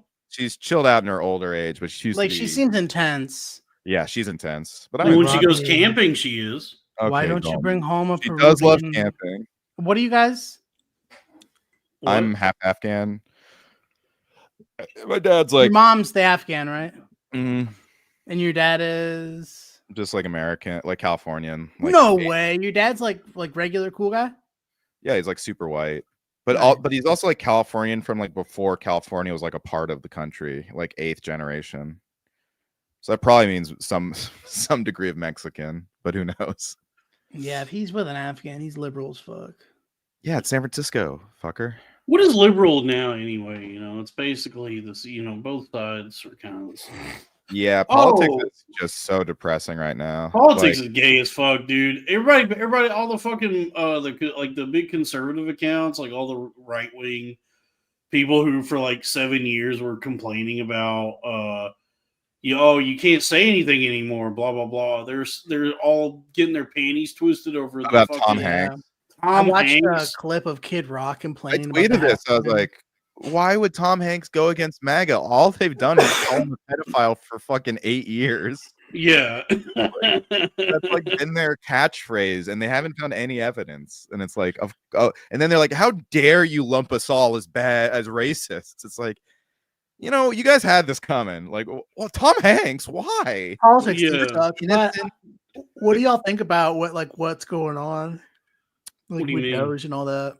I'm tuning out Paul. In fact, I'm actually because what am I gonna do? I spent way too much time. Shout out the dog and Art of Chris profile picture. Thank you for the money. There's nothing I can do. So it's all right, Trump did this thing, and I'm it's interesting though, right? I feel everybody watching the John Oliver Trump thing, and I was I don't even want to watch this. It's not even fun. I'm powerless. There's nothing I feel all these people who like Trump, all these guys that are man, he's different, he's that is depressing to me having my friends apparently love Donald Trump. I will say that's why I gotta I can't get too invested in it because I don't want to get like I don't want to live out too much or become too gay or whatever. I don't know, but I do wonder. I'm like, come on, man, y'all motherfuckers really let yourselves get hoodwinked by a guy who's famous for being a con man? Like that's his biggest claim to fame is he's a fucking con man. So like, how can anyone think that he is on your side or has your best interests at heart or is like working for you?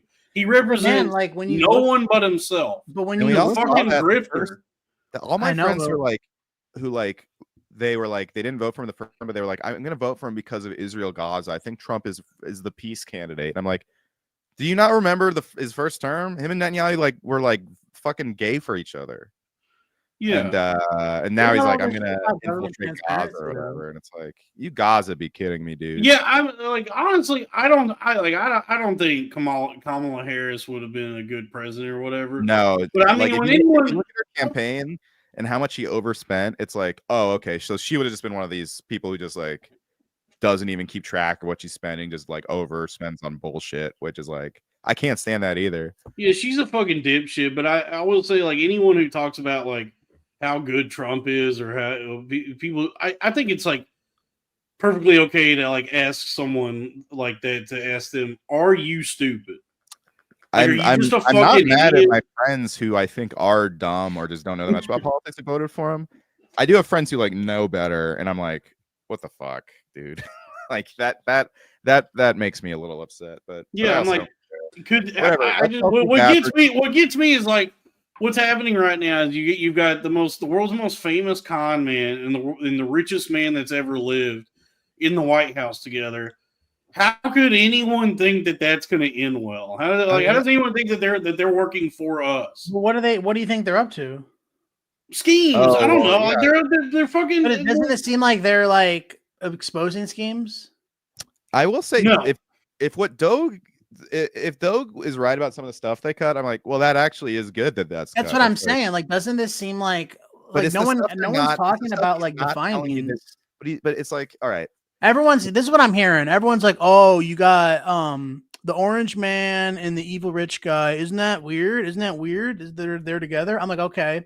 But like, what are they telling us? Like, what are they saying they're finding?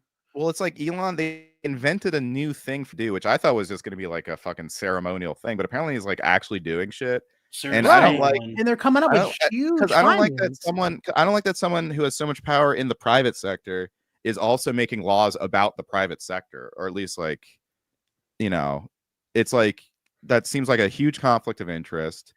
And this guy, I'd love to get into and that's another argument. Sector, is that it? Yeah, if you know what I mean.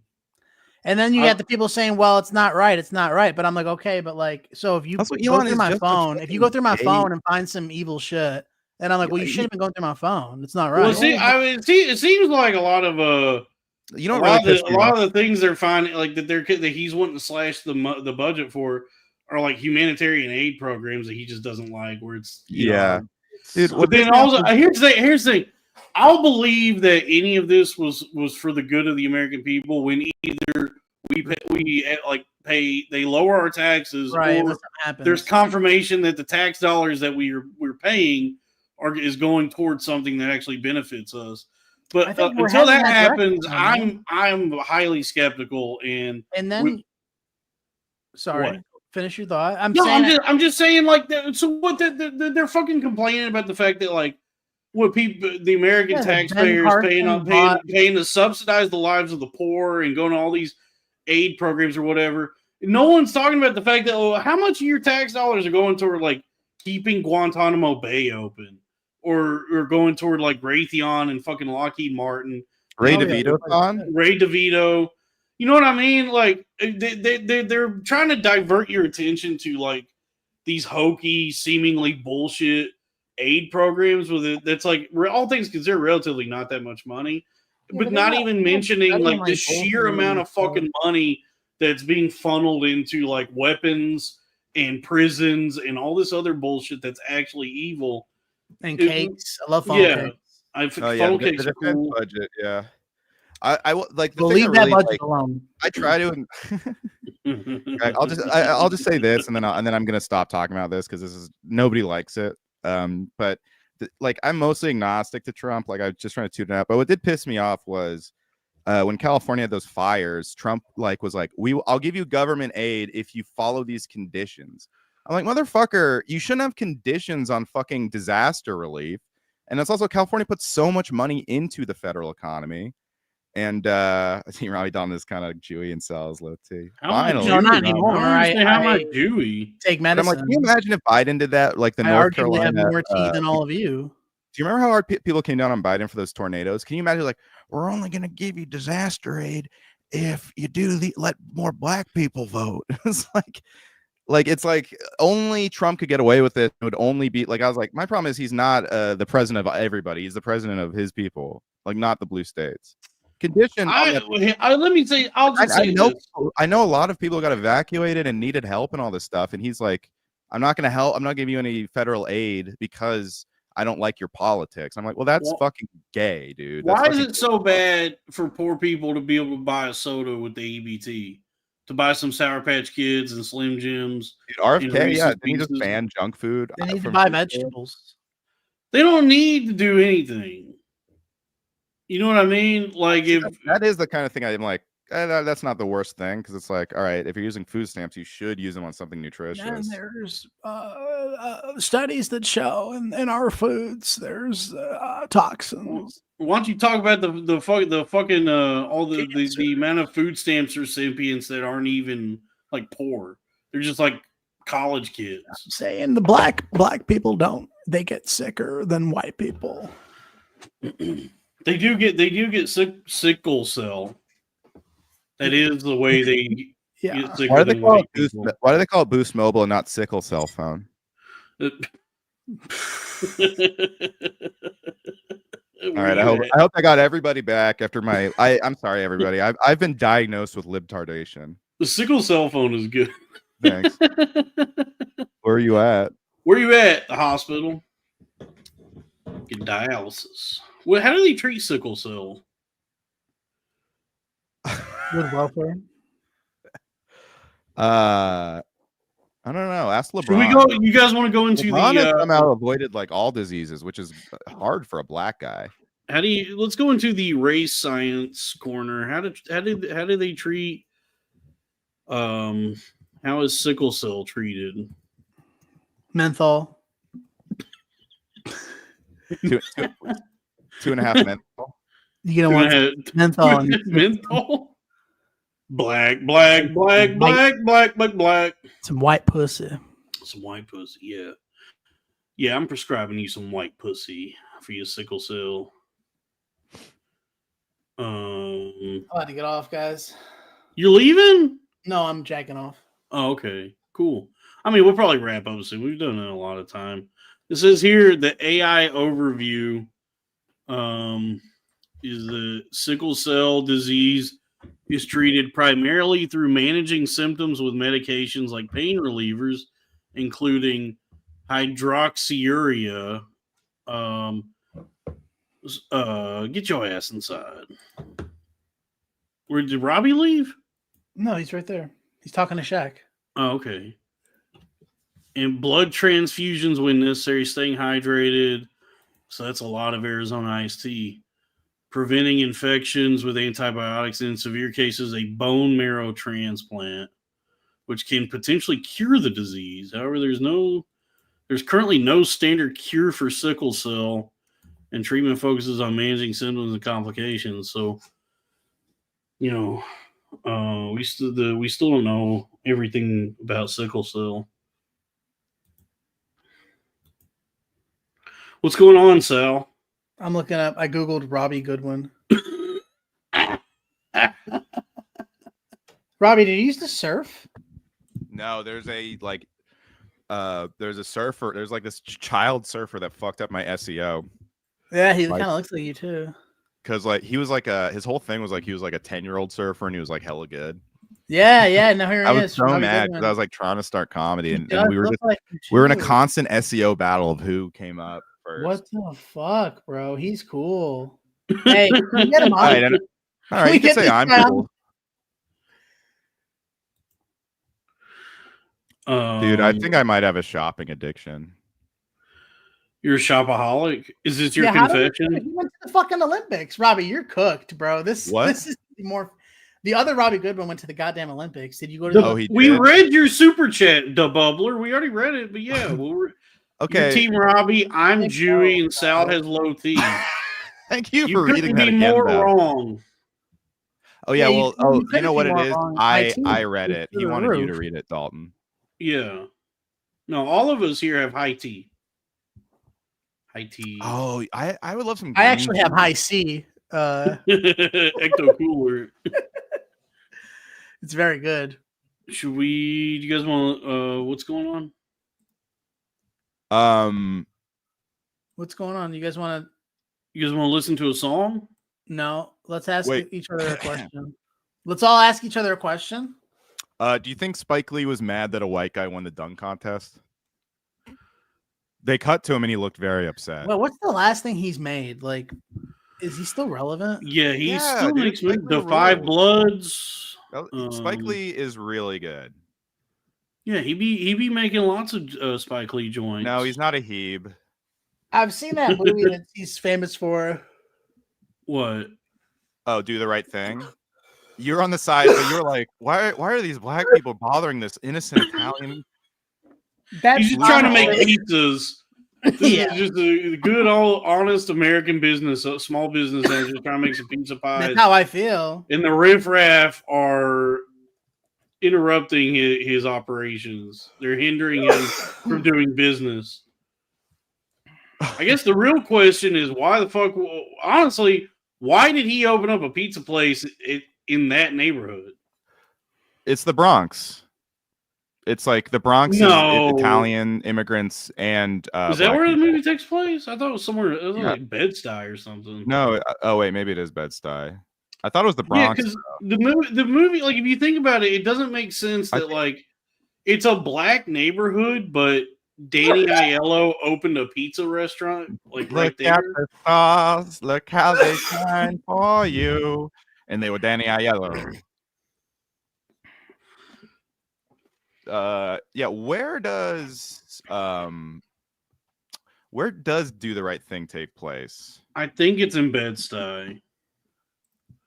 You might be fuck. I really thought it was the Bronx because that wouldn't make a lot of sense. Yeah, it's in Brooklyn. Fuck, I'm an idiot. So like really Danny Aiello kind of is. It is his fault for opening a pizza restaurant. It was Aiello in a black neighborhood. Aiello. Wait, what? He was Aiello. He was Aiello. Look at the roll. It's for an Italian guy. Wait, y'all want to see Spike Lee? I mean, actually, I want your opinion on this. Is Spike Lee happy or sad that this fucking white guy did this dunk? Dunkin' Donuts. Now we're talking. Watching Rush Hour 2. And they were all yellow.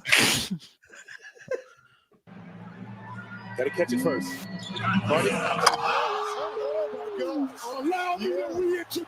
Okay, but he fell down. Why would he win?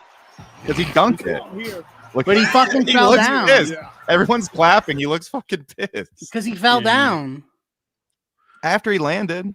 No, he didn't land. Yeah. You don't have to land. I'm sorry. I'm not impressed with that one. Yeah, he jumped over a car, Sal. What the hell? What are you talking about? I'm not impressed. I bet you a black dude could have done it and landed.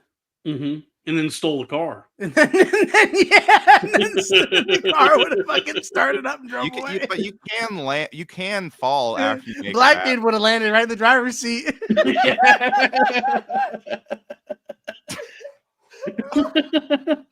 Dude, they really got these boys jumping over cars to dunk. Sal, it's not gymnastics. You don't have to stick. You don't have to stick the landing. You have to just get the ball in the back. Oh, should I tell the audience about that experiment, the science experiment I came up with? Cars? What? Should I tell the audience about the science experiment I came up with? Sure. To measure CPT. Uh-huh. I came up with I did an experiment to measure if white people and black people perceive time differently. Right. You know, like right. the whole CPT, but all that. Yeah. And so I got a white person and a black person, and I gave them each a watch, and both of the watches were synchronized. And so I gave it was this mean? was a what? What that mean? Like I got They were exactly set to the same time, right down to the second. They were synchronized. And so we began the experiment at 3 p.m. and then at 3:30, the white person said that 30 minutes had passed, and the black person had pawned the watch.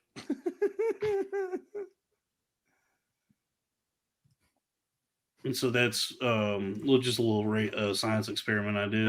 That's a great experiment. I would say, look, black people do get a lot. I mean, look, they're always late. True, but most non-white ethnicities are also always late. That's most of the most. Most people are late. Italians are late too. I mean, what is time? I'm never late. Timefeld. What even is time? I think the only kinds of people that are on time are like the Germans and white Americans. Well, actually, there is a measure of time. Maybe the Jews. It's like the way they measure. It's a. Oh, can we read Craig Miko's comment, by the way? Punish me. Craig said a black dude would have dunked it, then took the car back to his fat white girlfriend. You teach me about tomorrow. His wife was in the Dunkin' Donuts contest. No, time is actually measured by I think it's cesium. Sal, what do you do? I love when you just do karaoke for yourself in the middle of the episode. I'm doing Hootie and the Blowfish, dude. They measure the radiation of our friends cesium atom. Sweezium atom? The Sweezium atom. They measure it's like the something to do with the radiation that of a cesium atom. Rate of veto? The rate of veto of a there's actually no. There is actually like a science Dude, where Triple Sweeze. The scientists have determined like we used to get fucked up on Triple Sweeze.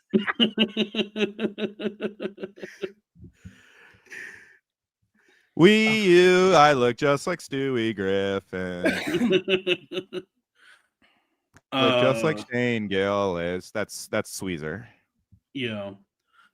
Yeah, Shane is hosting SNL again on March 1st. Did we talk? Did I already mention this about that guy who was like that guy who was like tweeting out like, yes, it must be so sick to like grace SNL with your presence. And I'm like, I saw a lot of that. Yeah, I'm like, grace him with your presence. Like, what? How far is this? Like, the Shane's fans are getting like, are they like in romantic love with him?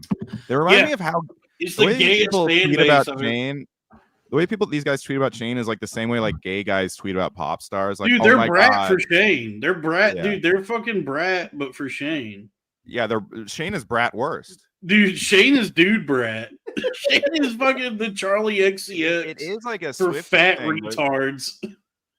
It is like a Swifty thing where they like will not like if I just tweet Shane Gillis and something positive, it'll like weirdly go viral. I'm like, how is this getting some people's algorithms? I like Shane quite a bit, and I think he probably thinks this shit's cringe as fuck. But it's just funny how many people are being cringe when they are fanboy at him. You know, it's parasocial. I'd rather have a pair of titties.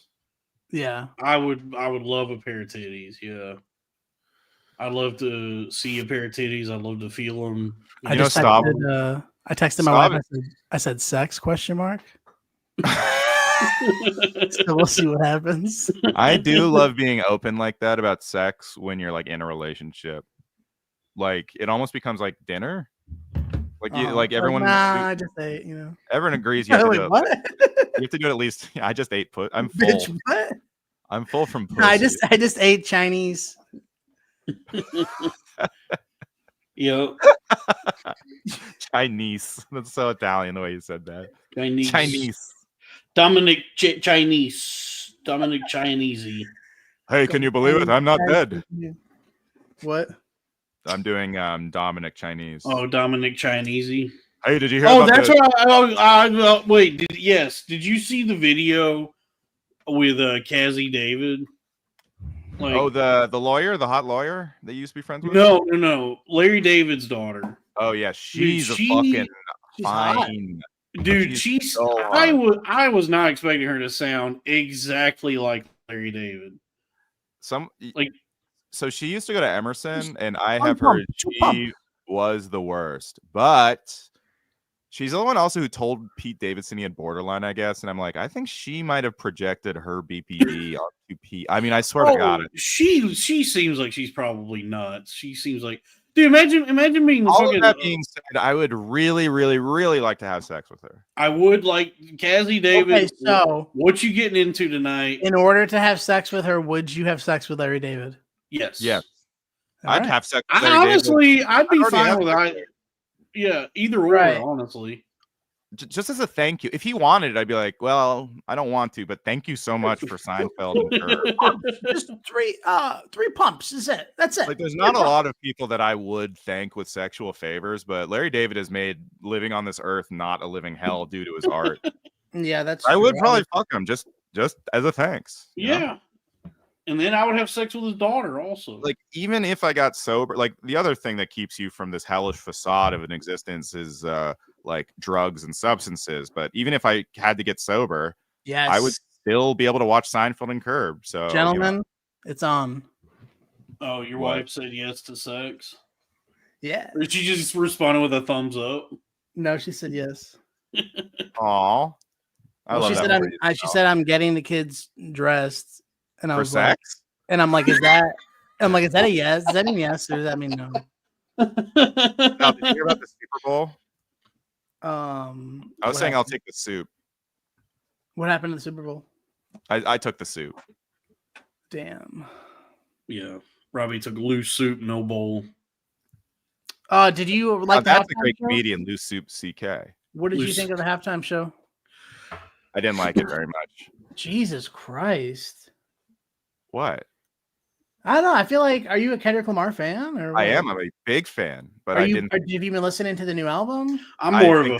I like my favorite of his albums. Okay, so why didn't you like Lamar? I thought as a Super Bowl show, I just did not think it was like very entertaining. It was really good. I thought first of all, I think like it was a bad fit. It was like David Lynch doing Dune. It was like you got this guy who's like an artist. But the Super Bowl halftime show is about. But as a show, it was a really good show. Like visually, it was like. I don't think he made any new fans from that show. I think for Kendrick fans, it was great, but you could tell the audience wasn't very into it. And I think you need to do big hits at the Super Bowl. And the great thing about rap is bringing in a bunch of guests. And Kendrick was like I was surprised. He brought Samuel L. Jackson. I was shocked. That part was really cool. I like that. But it's like the Dr. Dre show was like just so much better, including Kendrick's little segment at that show. I was surprised to see what songs he did. He did songs, even he songs. Do all right. He didn't do any of his big hits except for They Not Like Us. But he had to do the Walmart. I'm saying like even the ones he picked from the album were not even like the banger. Like he picked some ones that were like, I'm like, Gloria, which I love that song, but that's like it's a lyrical song. It's a diss track. Yeah, it's like the audience isn't gonna even know what the fuck you're doing. Yeah, no, that was a weird choice. Peekaboo was I love that song. That was a weird choice. Me too. The only hits he played were They Not Like. It's the only Super Bowl halftime show the guy played. I mean, they went nuts when he did Luther, and that chick came out. They went nuts for her. He should have. He was trying too hard to be artsy and do something. And like, I get the artistry of like singing instead and not lip syncing, which like the reason Metallica won't do it is because they don't want to lip sync. But it just sounded like shit to me. Like I was like, the mix is bad because they don't know how to like. That can't be the reason. Metallica could do it with live. No, because you can't play instrument. You can't play guitar live. It's always unplugged. Go watch like every Super Bowl show. It would be sick because next year it's in the Bay Area. No, there's no way. Next year it's in Metallica would be awesome. It's if they do Metallica in San Francisco, that would be like the ultimate. That would be really sick. Because they should do some sort of Bay Area thing. Yeah, Metallica would be a good show. I should go to the Super Bowl. What I've known. The Super Bowl's happening like 20 minutes. What I've shown. They should just announce it. Yeah, that's first and down. Left first down. Do you know about Lev First Down, Dalton? Yeah. First and 10,000 pounds. You know about fat dust? And I would gain 500 pounds because my name is Lever. Lil Wayne and Metallica would be great. Little If they, Wayne, because like Metallica's like everyone likes Metallica, they're a huge band, and the Bay Area of it all would be cool. If they got the Grateful Dead back together, that would be cool. Even though I don't think they'd be a good fit either. Even though I love them because they just don't have a lot of hits. I would like to do some Metallica revisionism now. Can I say something? Wait, can you please highlight what Crack said? Yes, Conquerors live for a day. That's can amazing. I suggest something? How? Yeah. I think we're finally ready for 30 minutes of stand up at the halftime show. Dude, how good would that be? Like, man, someone that can, like Bill Burr. It would be terrible. Like, it'd be fucking awful, dude. You know what? No, they should get the Ultimate Arena Act to do it. Yeah, you're right. I'm talking about Tony Hinchcliffe. Dude, kill Tony at the Super Bowl. No, Tony's stand up at the Super Bowl. Let's go. Bert Kreischer. I mean, come on. No, Bert Kreischer would actually find a way to be funny. Like that's his crowd. I want Tony up there being like, "So, what's everyone doing? We like football, huh? Go team! I love sports." Hold on, I wanted to do some Metallica apologia, some revisionism. The Metallica album with Lou Reed, Lulu, is actually good. That sounds pretty fun.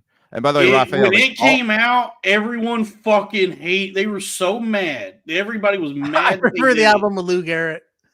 Everybody hated it when it came out. And if you go back and listen to it now, conceptually, it's very interesting. And it is like it's a cool like experiment with the music that they did. Like I would understand if somebody said they fucking hated it, but it is like at least trying something different. It's like doing something way outside there. If the 49ers made the Super Bowl and had home court advantage at the Super Bowl, that would be so sick. But so they did that at the All-Star game this year. They did like the opening. The best part was Raphael Sadiq. What? Wait, what's your name? Saquon Charles Barkley. But at the All-Star game, they had Raphael Sadiq. By far the best part was it just started with 20 minutes of his band doing all like Bay Area band song covers. So they did like Longview by Green Day. They did like all that stuff. But the best was they did when Shaq came out. He came out to Enter Sandman, and it was like full WWE. I loved it. Daryl was mad because I said the Lou Reed Metallica album was good. I think it's like it's if anything, it's interesting. Like I would understand if someone says they hate it, it's not good. I think it's like a cool experiment, and it's like a I love when they do that too. I like when they do crossover stuff like that. Yeah, just like trying something creatively that's outside their like. Shaq came out to N-word Sandman. Yeah, N-word Sandman. But I understand the hate that people have for that album.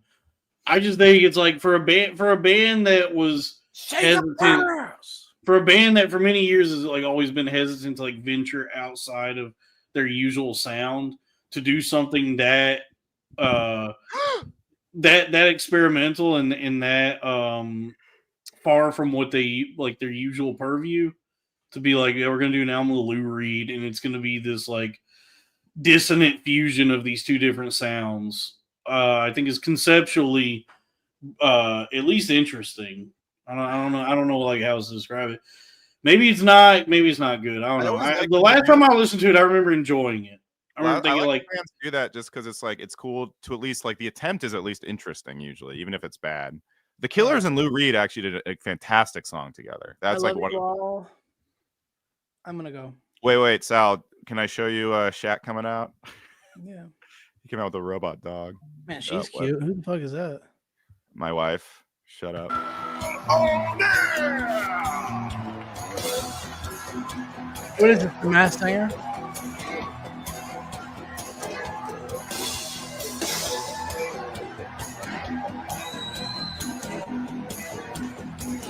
The head coach of Shaq's OGs. That That was it. He came out with a robot dog. Why does he have a robot dog? I don't know. I think he just found it because it's like they ought to do a reboot Airbud movies with a robot dog where it actually makes sense why he's kicking all their asses. Well, that was like Shaq just brought out a robot dog. He had on a Fucking stupid dog, hat. dude. But I guess does Metallica have a lot of big hits for the Super Bowl? Like they got Master. They got that one. They have so many hits. Unforgiven 1 and 2. Yeah. I saw them live. I actually thought they were really good. Ride the Lightning, Master of Puppets. Oh yeah, you're right. Those are big hits. Yeah. I'll take my cock and I need to do a Metallica deep you. dive. Now that I know they're gay ass San Francisco guys, I'm more like. I mean, like if you want to know, like this is the truth. The first the good Metallica albums are the first 4 albums. Is Kill 'Em All, Ride the Lightning, Master of Puppets, and Injustice for All. And then I did keep him to watch a thing that he didn't really care for, so Sal's gone, and that's why he doesn't get paid anymore. And then after Injustice for All, you start to get like varying degrees of quality. Do what? Big Justice for All. Big Justice for All. I like that. Enter Rizzler. Yeah. Enter Costco. Yeah, there we go. Enter Costco.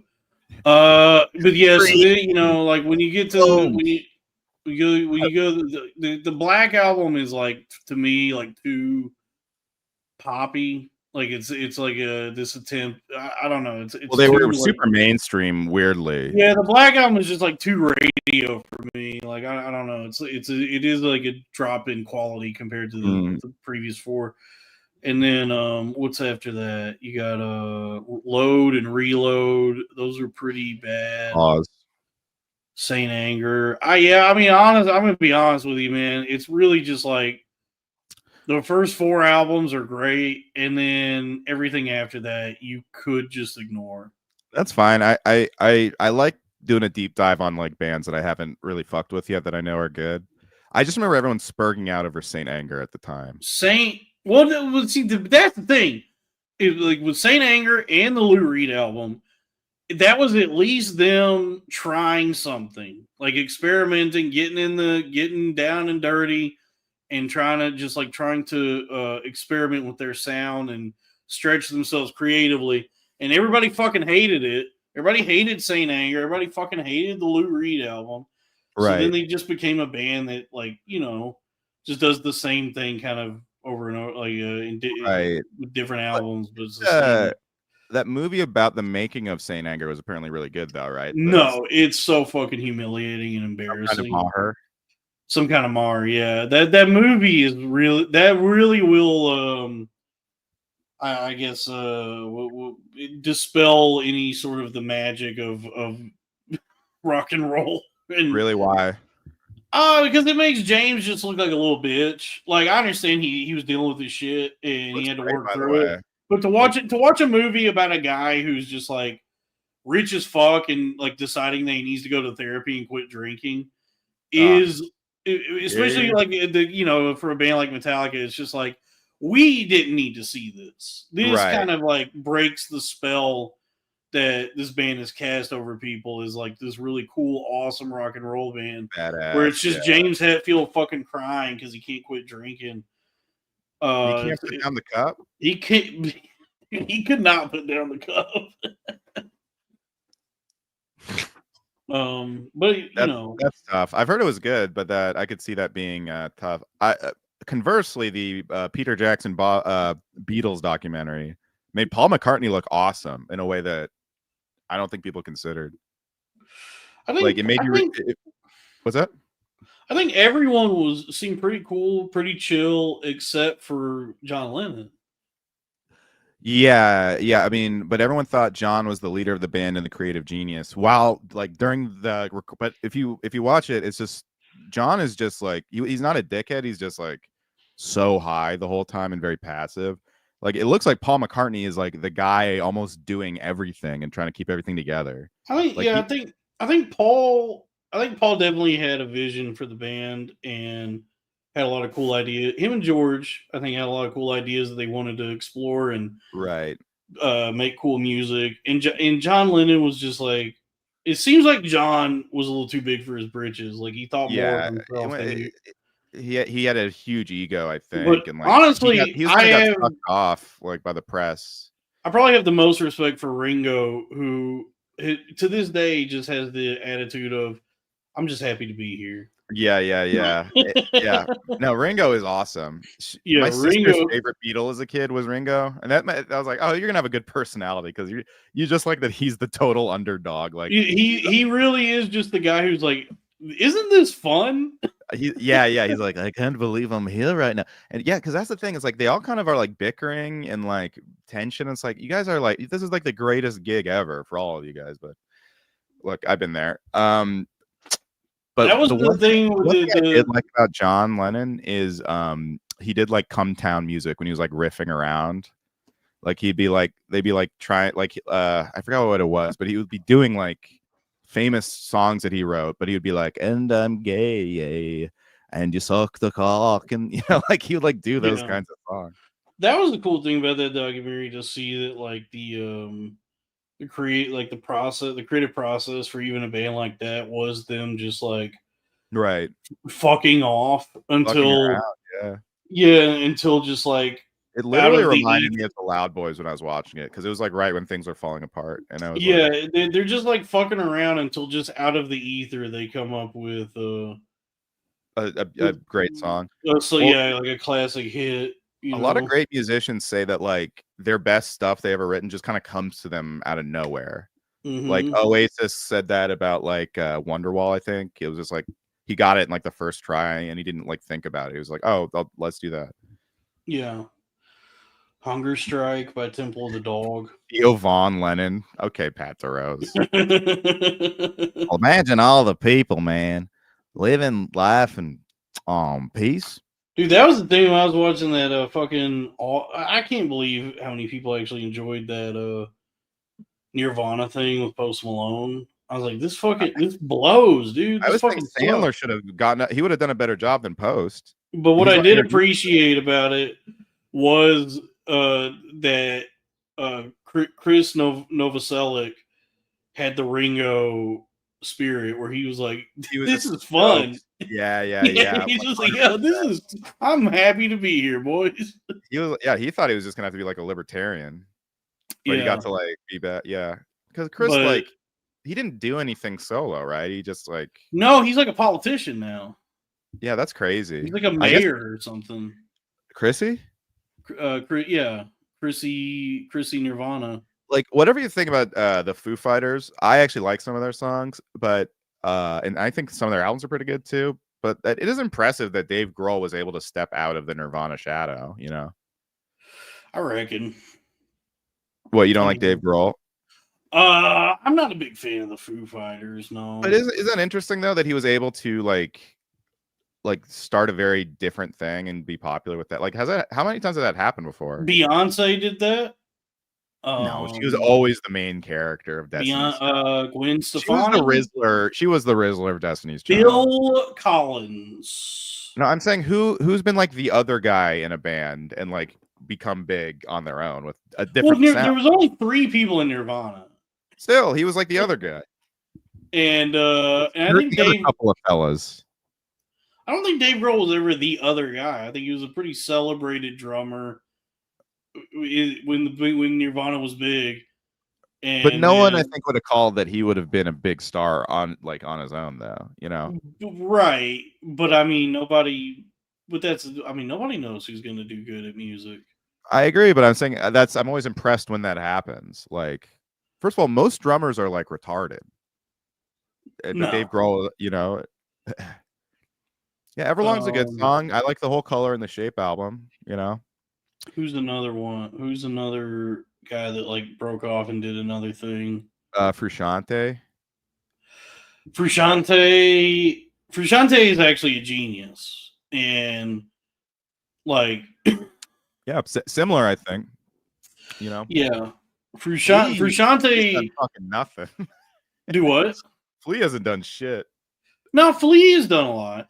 Frusciante and Flea, I think you'll be surprised to find like there's probably a lot of studio work they've done that you probably just are not aware of.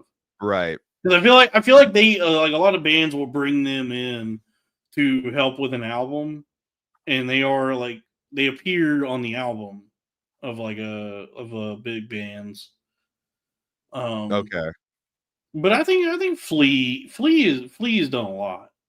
He probably I don't know if like Flea has like a big solo. He was in I Think You Should Flee. He was in I Think You Should Flee. I don't know if Chad Smith has done like anything. He's posed next to Will Ferrell because they look similar. Yeah, but I mean none of them have to do anything else.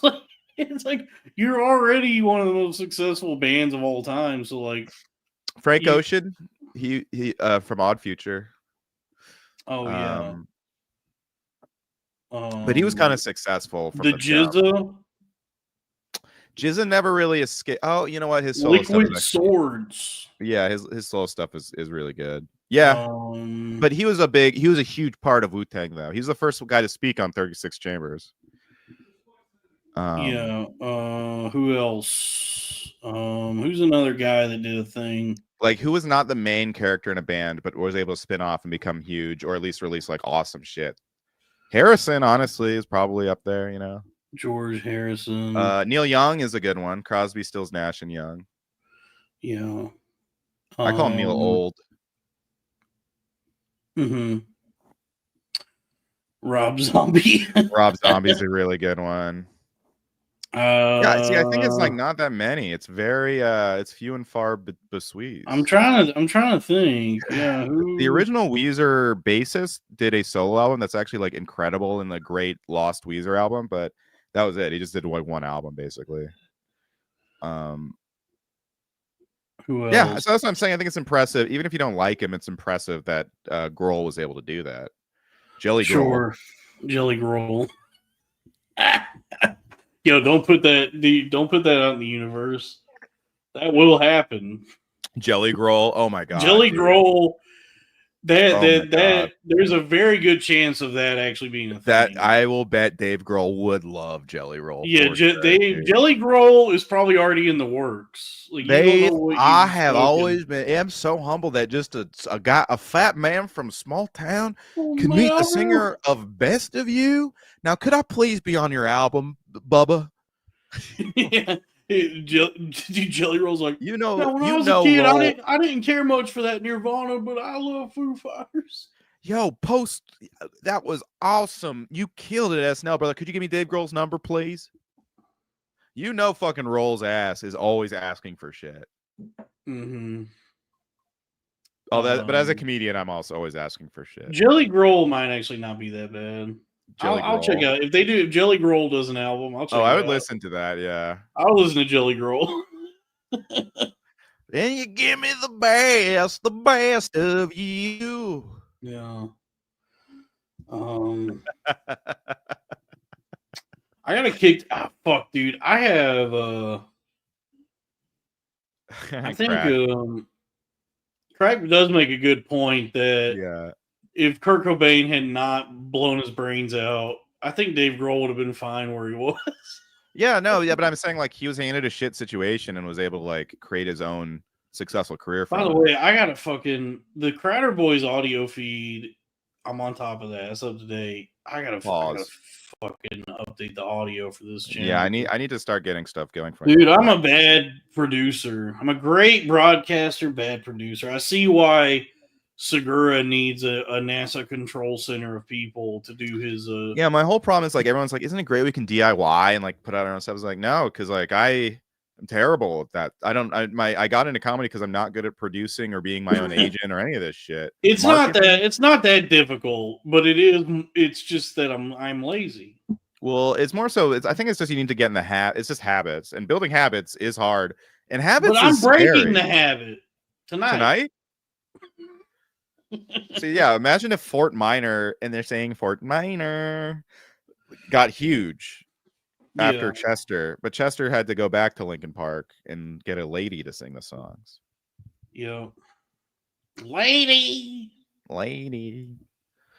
He should just have gotten Jay-Z to be the lead singer of Linkin Park. That's a good point. Yeah. By the way, the Jay-Z lawsuit was dropped. I was right. I called it. Everyone said I was wrong. Oh, but I was right. Did you see Diet Coke Horrors posted? Oh, she found femoid. Yeah. Oh, by the way, I hate to break this terrible news, everyone, but Bookie got canceled. What? I'm so upset. I just started it. I've been really enjoying it. I think everyone involved is really doing a great job. What are you talking Drew about? Huntley said my drunk driving skills are crazy tonight. That's awesome, dude. That's really sick. Man, I think I'm gonna buy these shoes I wanted to buy. Yeah, go ahead and buy the shoes. We should probably wrap this up. We've petered out. Patreon.com/cornfed with Dalton Pruitt for as little as $5 a month to get access to all the premium episodes and bonus content. And then we got the Crowder Boys, youtube.com/@the-Crowder-Boys live every Wednesday. Let's watch Panatron's theme song for the Crowder Boys. Sure, man.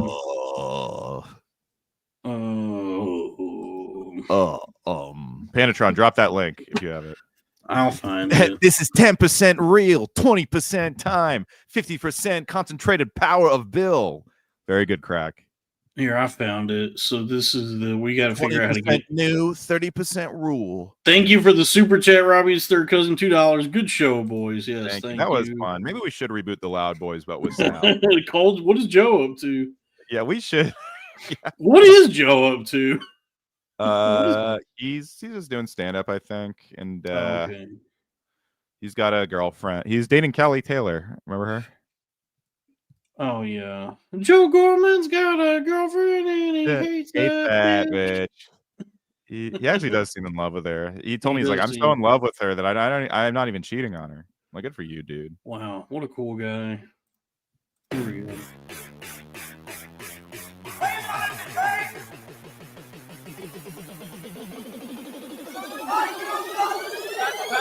Crowder boys, Crowder boys, Crowder boys, Crowder boys. Not the loud boys, but they about to make some noise. Step in the arena if you're trying to get destroyed. And we got these dudes fucked like Jake's favorite toys.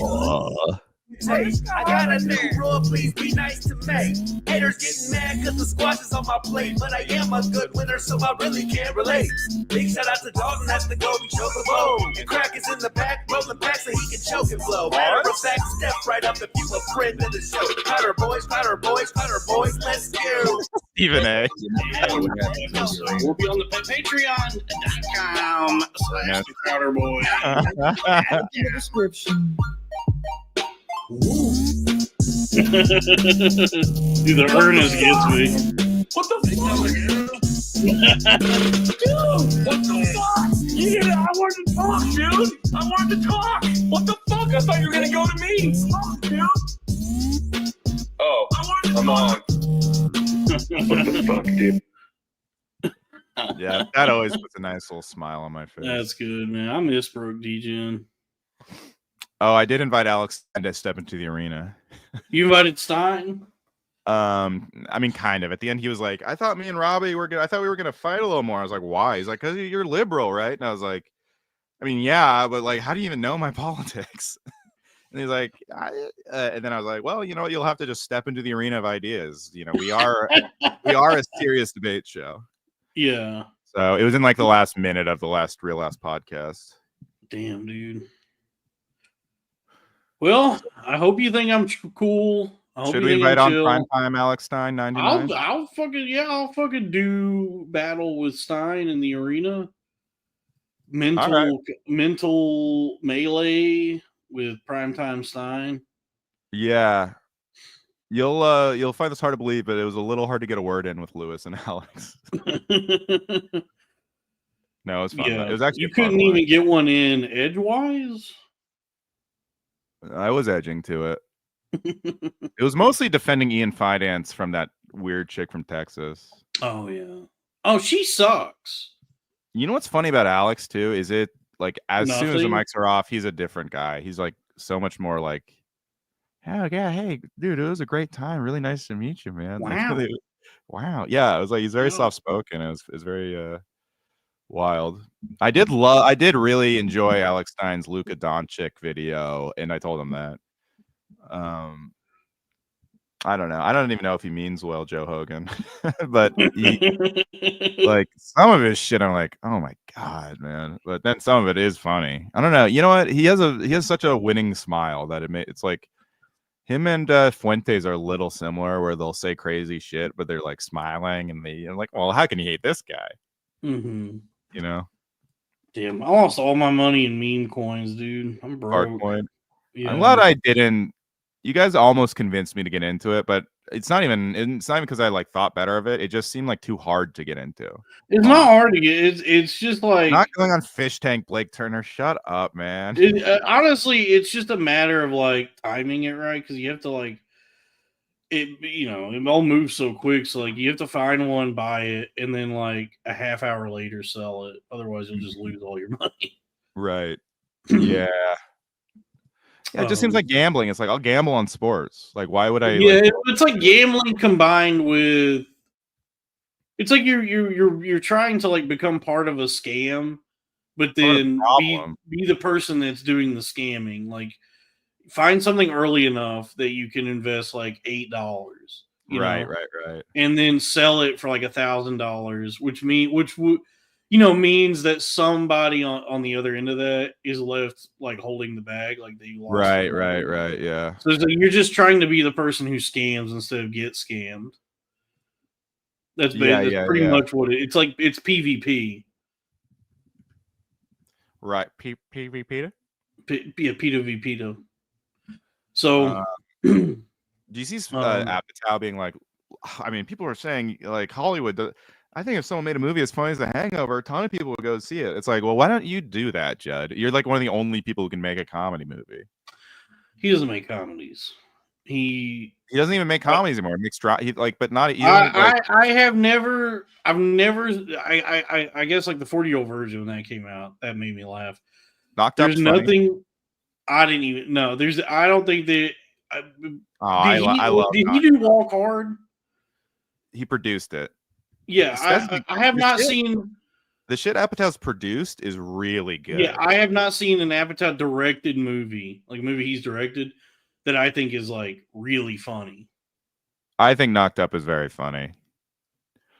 And Funny People is great, I think. Fun, but okay. It turns serious in the third. First off, a comedy should not be longer than 90 minutes. This motherfucker's out here making like 2.5-hour movie. That's not a comedy at that point. Well, he's completely switched to drama now. Like King of Staten Island was like not a comedy. King of Staten Island is not funny. But they're not trying to. Apatow does not have like comedic sensibilities. He wants to make fucking like weepy saccharine dramas and shit. Yeah, but you know what? he has such a crazy track record. Like who's had his run in terms of Robbie, I think you'll know why if you check the early life section on his Wikipedia. I think that'll start to make a lot more sense. He actually hasn't even produced a banger since Popstar. Which is great. Popstar is fucking great.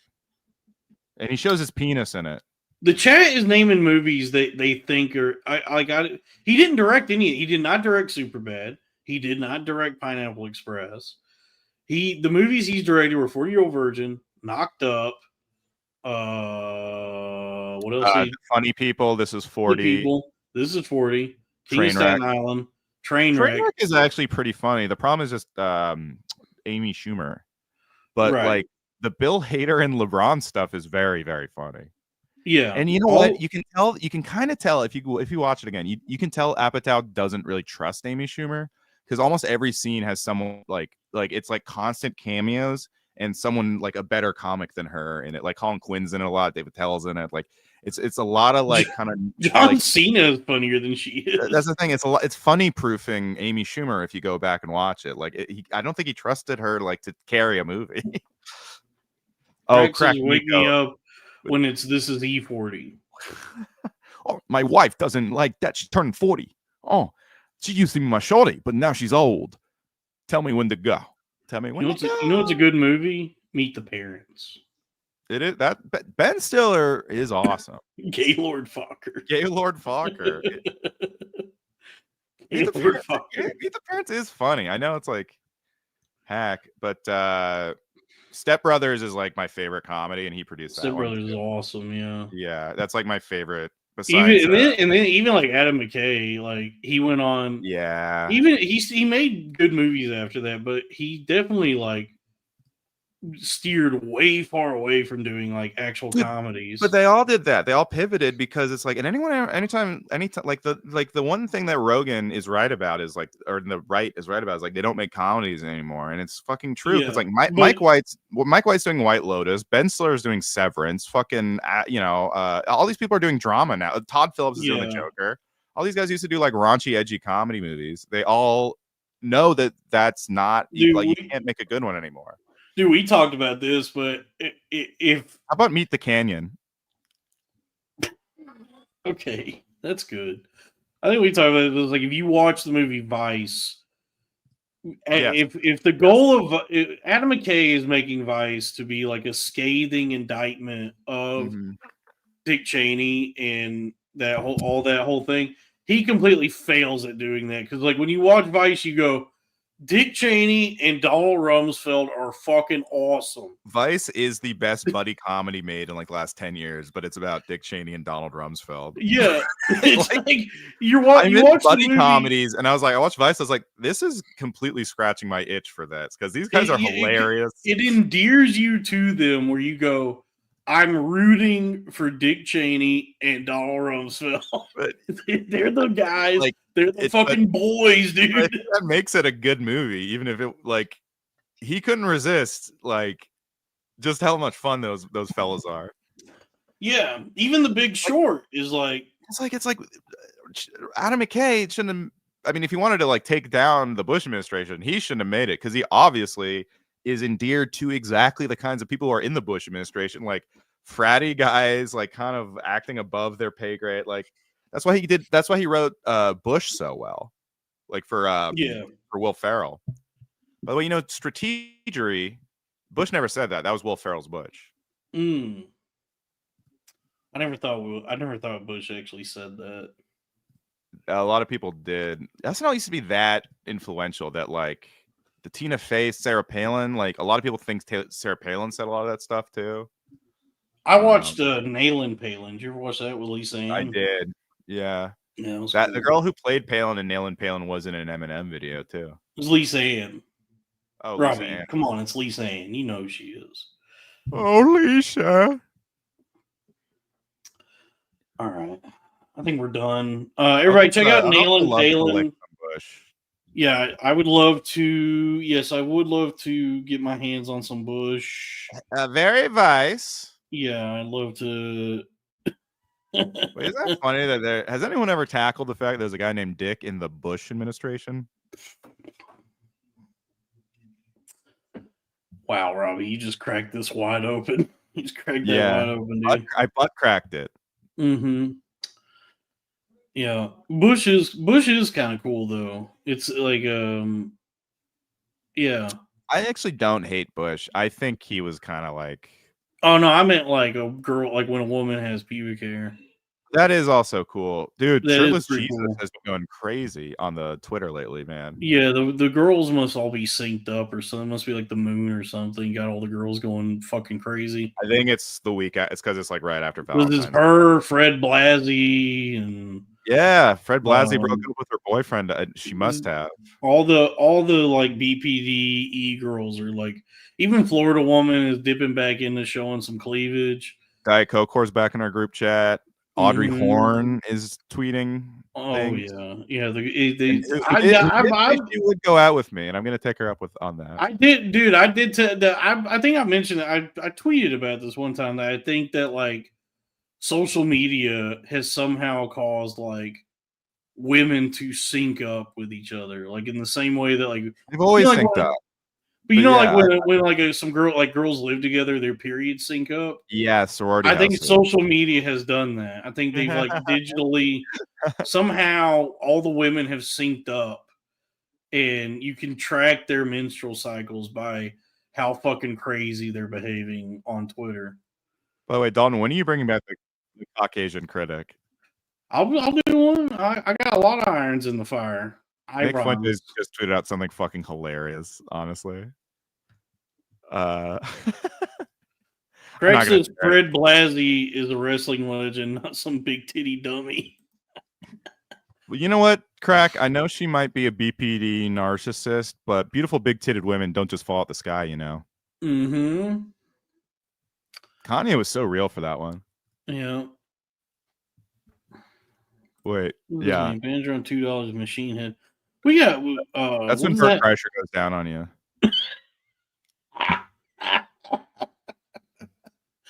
Yep. What is this? What Fuentes tweeted this out, and oh, dude, I love this guy.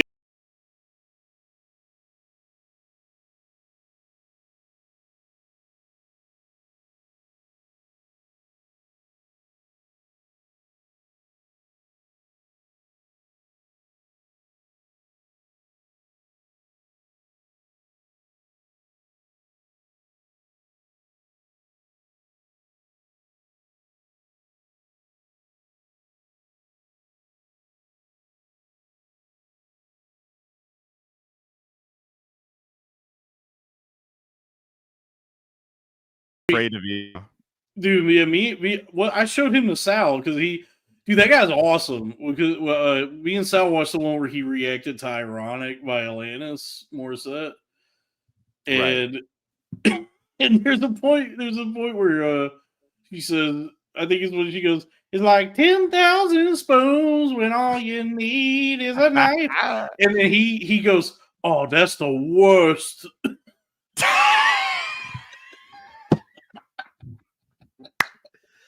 You know what I love about these guys is they've been going for, it seems like, as long as YouTube has, and they keep racking up the views. Yeah, there's always going to be a market for black guys reacting to white people. And dude, it's always in the comments like, I love that this new generation can appreciate, like whenever they do like a classic rock song.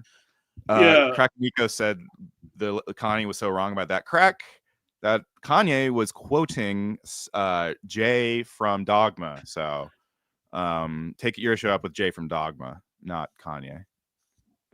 Yeah. Anyway, hold up. His writing is this fire. All right. And yes. Good night, everybody. Good night.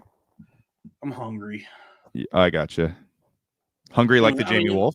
It's been over 2 hours. I mean, come on, man. I gotta go eat. So I got 2 loaves of this Dave's Killer bread. I want to go eat me a PB&J, dude. I've been thinking about this all day. Yeah, for sure. I got Jif Crunchy. I got raspberry preserves. I got what else? Strawberry preserves, and I got a gallon of milk. I'm gonna make a PB&J. Peter, Brian, and Joe. Mm-hmm. Damn, I can't believe I pulled that out that quick. That was good. And I'm trying to be healthy. I'm trying to be healthier. I did not get white bread. I got Dave's Killer bread with all the seeds and shit. And I'm gonna make a bussin' PB&J. So thank you everyone for tuning in, and please subscribe to Patreon. I love you. Good night. Please be safe.